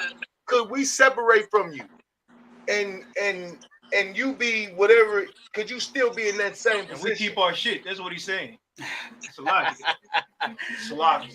All right. To be honest, at this point, I think it will take over in the next fucking few years. You think I what? I think Asians are going to take over dynamic years, and Latinos are moving into U.S. at a certain point. Now, I can speak Spanish, so it's not the biggest deal. But at the same point, when people move back into their land, historically, they end up taking it back over. So I would think eventually Colin, you kind of deflected from when I asked you. You start talking about Asians. We all know we smart men here. We know that the Asians being said as they're the smart ones is a political thing. We know that they're not smarter. You understand? So we don't think the Asians are getting ready to take over anything. What we do know is the history of black people, the inventions that were made by us under a slave master where we couldn't patent them. And so our slave masters took credit for the inventions created. What I asked you was, do you think we could separate and take all of that back and you still survive being separate from us? So what I'm basically saying is it's not us who need to stay attached to you because you've been on the top so long. It's you who want us to stay attached to you so that you can stay on top. Absolutely, like the white liberals, like who are like marching in the Black Lives Matter shit like that. They're the ones who scare me the worst because they feel like they're doing a higher power for y'all. Like they think that they're doing something, that they're helping, when they're actually probably dividing more. Or like when the people who like might be like more racist might be like they could like separate. At this point, like the idea I think in America is like we have to live together. Like we have to have this idea that we all love each other. And to me, that is something where it's like, okay, like why do you have to like have that? Like, can't you just speak to somebody like they're a man? Can't you just speak to somebody like they are like they have the right to say their belief? And like don't help somebody out. Don't help some. Nobody wants help. Like, and the fact is how things are going. White people want to help, and I don't think they are. No. Go ahead, bro. Comic Con, sir. You know, I into I be into listening to the liberals and the right wing and all these different things that they be coming up with. What I just observed was with this oppressor is he don't realize that the things that black people and Hispanic people and Native Indian people are going through are a result of us disobeying our God. At the same time, they feel that by them being able to conquer us, they're conquerors. That's what goes through their simple brain, that they are a conquering race. You know what I'm saying? Conquering is something to them that is not wrong. It's not wrong to them to be a conqueror. Right. You know what I'm saying? But they were made to show the Most High's power. The Most High made you to conquer us, to show his power, so he can do what to you? What you think he's gonna do to you for conquering his chosen people? Make you work at the lower level, put you at a level that you're not going to rise back up. Have you read the book of Obadiah? No, I haven't. You need to read that. Lord. You need to read that. I do, sir. I'm sorry, before you had spoke, but sir, I hope I tried the best to answer your question prior to that. Can I answer the question? I yield. Hold on 1 second. Hold on, Colin. Jacob had a question. Go ahead, Jacob. No, I say, can I answer the question? Oh, go ahead and answer the question. My answer to the question is no. They would not be able to survive without us. Yeah, right. Give Jacob a hand. And the reason for that is because during the 400 years, but Jacob, I might have political size that answer, but I didn't. You did. You tried to. And to add on what Officer Bond said, the brother that was talking right before that was asking you if you read the book of Obadiah. See, one of the things that one of the things that so-called white people know for sure is you fear us in the sense that you don't want to see us rise above you. That's the common average white person. Would you agree to that? Right. Be honest, Colin. Absolutely. Absolutely. Okay. So Absolutely. now your nation is crafty. Your nation is Oh, crafty, Colin. You have a crafty nation, meaning they use other methods to keep us in slavery and to keep us docile. So what other better way to keep us in slavery and to keep our minds off things that we need to be focused on is to what better way is to cater to this illusion that everyone needs to be equal, like you said. Right. You understand? Why not tell he people? Don't even believe that himself. He don't believe that. Yeah, but I'm saying it's the majority of the. But that's what he's pushing. Kind of the kind. Yeah, go ahead. So that's why they push it, because either way, it's a form. It's a way and a form. It's a way to keep us on a lower level, on the base level. You understand? And that's why they do that. That's why your people do that, Colin. So I mean, whether you disagree or not disagree, it benefits your people more than it benefits us. Any day, it's going to benefit you more than it benefits us, whether you agree or disagree with with how they pushing it. Now, on our end, what we teach in our school under Commanding General YAHANNA is all Blacks, Hispanics, and Native Indians need to come together and separate from that idea, so we can focus on our problems first. We need to focus on our problems first. Yeah, we don't need to keep trying to fix America. We fighting your wars. We've been in this country for over 500 years. We built this country. We gave you our all. And in return, y'all still treat us like dogs. Y'all still treat us like we not human. We still having these debates, and we still have to make slogans in 2019 that Black Lives Matter, man. Right. I mean, it's a joke. But also separate from your people so we can focus on our people and we can rise up. But the more, but also when you and the what do they call liberals? Those freaks, whatever you want to call them. The more that they push the narrative, and the more my people fall for that, guess what? We're going to be stuck in last, whether we vote Republican or Democrat. It don't really matter for us. But also, we're still going to be in the same. But also, you understand that, Colin? When absolutely, but when it's your people, when you include the Latinos, that's not part of your. Those are my brothers. Those are my brothers. Whether you believe it or not, those are my brothers. You know, in history, Christopher Columbus came over here, right? And he had Hebrew translators with him that spoke Hebrew because he was looking for the lost tribes of Israel. He used the Bible, he used history, and he came over here, and it's recorded, it's documented. If you read a book called The Columbus Memoirs, one of the girls that came and greeted him spoke Hebrew. You look at all the artifacts that they're digging up in Central America, there are Hebrew artifacts all down there. When our people, when Captain Agalgabar was explaining it earlier, came through the Bering Strait and came to the New World. Right. We've been here. We've been here. It's history. We know our history in this school, Colin. Damn right. Lock it for me. Go ahead, Bob. I don't think that he realized. Go ahead. No, I got it. Yeah. I don't think that he realized that in certain situations and things that go on that's pertaining to the Bible, that it's different spiritualities behind it. You know what I'm saying? They looking at it as something that's, I ain't got the word for it. They looking at what's going on as something that's just one track minded. I'm gonna say that.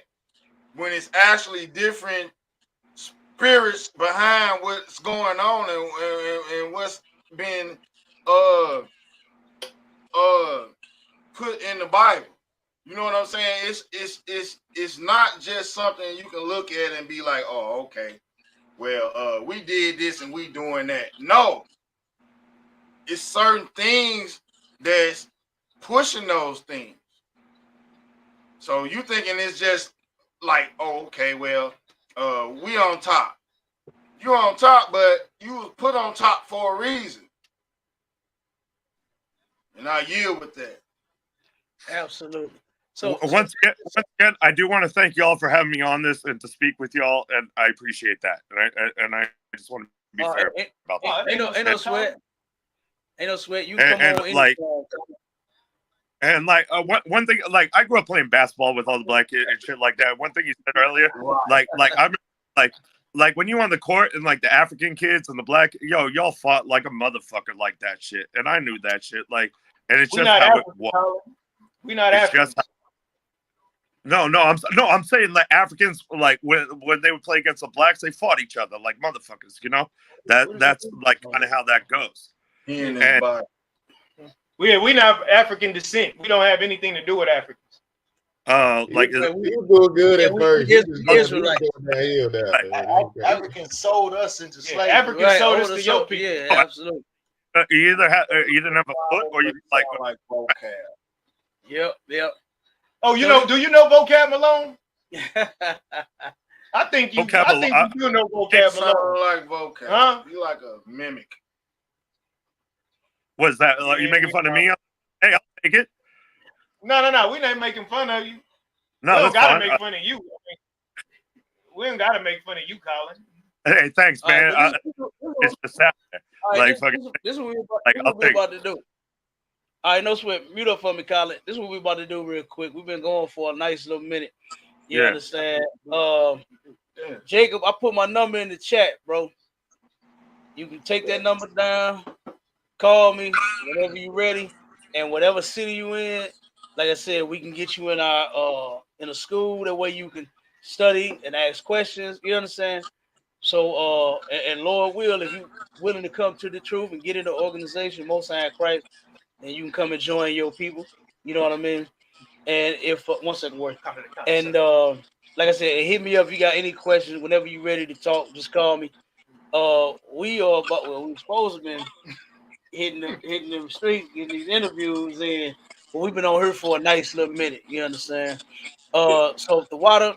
Thank you in Hebrew for Jacob coming on, man. Having some courage. Give that brother another hand, man. All right. You understand? Thank you for having me. Courage to come on, damn right.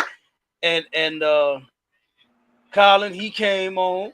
You understand? Colin came on and he actually controlled himself. So give him a hand. You understand? Give Colin a hand for controlling himself. All right. So he's on that. All right, no sweat. So look, we'll be live again tomorrow, Sunday at 11 a.m. to 1 p.m. right, Central Standard Time. Okay, Sharpen the Sword Radio is going down. All right, so we're gonna replace your church service with the truth. Oh, okay, that's what we're doing with that show. Let's get it. All right, and tomorrow we're gonna be talking about these drugs, this marijuana that our people love so much. They love rolling and lighting and smoking. We're gonna get into some more of the effects, the negative effects of that drug, and we're gonna try to help our people get off of it. That's right. You understand? Because Israelites, blacks, Hispanics, and Native Indians aren't supposed to be smoking any goddamn thing. Right. You understand? Not no cigarette, not no blunt, not no weed, not no hookah, not no joint, not no. They still roll them things. Joint. Yeah. I seen something in it. It's like a raw. It's like a raw butter. They got crystals. Not no crystal. Not none of that. Not no crack. Not no. We ain't doing no dope. We are better than that. We are God's chosen people. You let the other nations of people let them smoke. Let them smoke as much crack as they want until that shit grow up in their chest. But you blacks, Hispanics, and Native Indians, the Lord called you to be better than that. And we're gonna be talking about that drug that you really love so much and that you think is just so innocent, never hurt anybody. I used to hear that when I was coming up. Weed ain't never hurt nobody. You're a goddamn lie. That's right. It has. And now that they have so-called legalized it, they're doing more and more studies on it. And they're still coming up with how it is negatively impacting the Black, Hispanic, and Native Indian community. So that's what we're talking about tomorrow, man. So look, be looking. So go to our channel, like, subscribe, and share, and get the notifications, and tune in tomorrow, man. And Jacob, brother, you welcome to come back tomorrow. And Colin, if you want to come back tomorrow's show, you can too. All right. I gotta take my dad to the baseball game tomorrow, but like, you gotta go to the baseball game. All right, ain't nothing wrong with baseball. Ain't nothing wrong with baseball, Colin. The Yankee Padre game, so yeah. Take your son to the baseball game. All right? Y'all have fun. All right, and enjoy it while it lasts. Thanks for having me on. Yes, sir. All right, we go, man. Shalom, Israel. Shalom. Y'all better shoot me.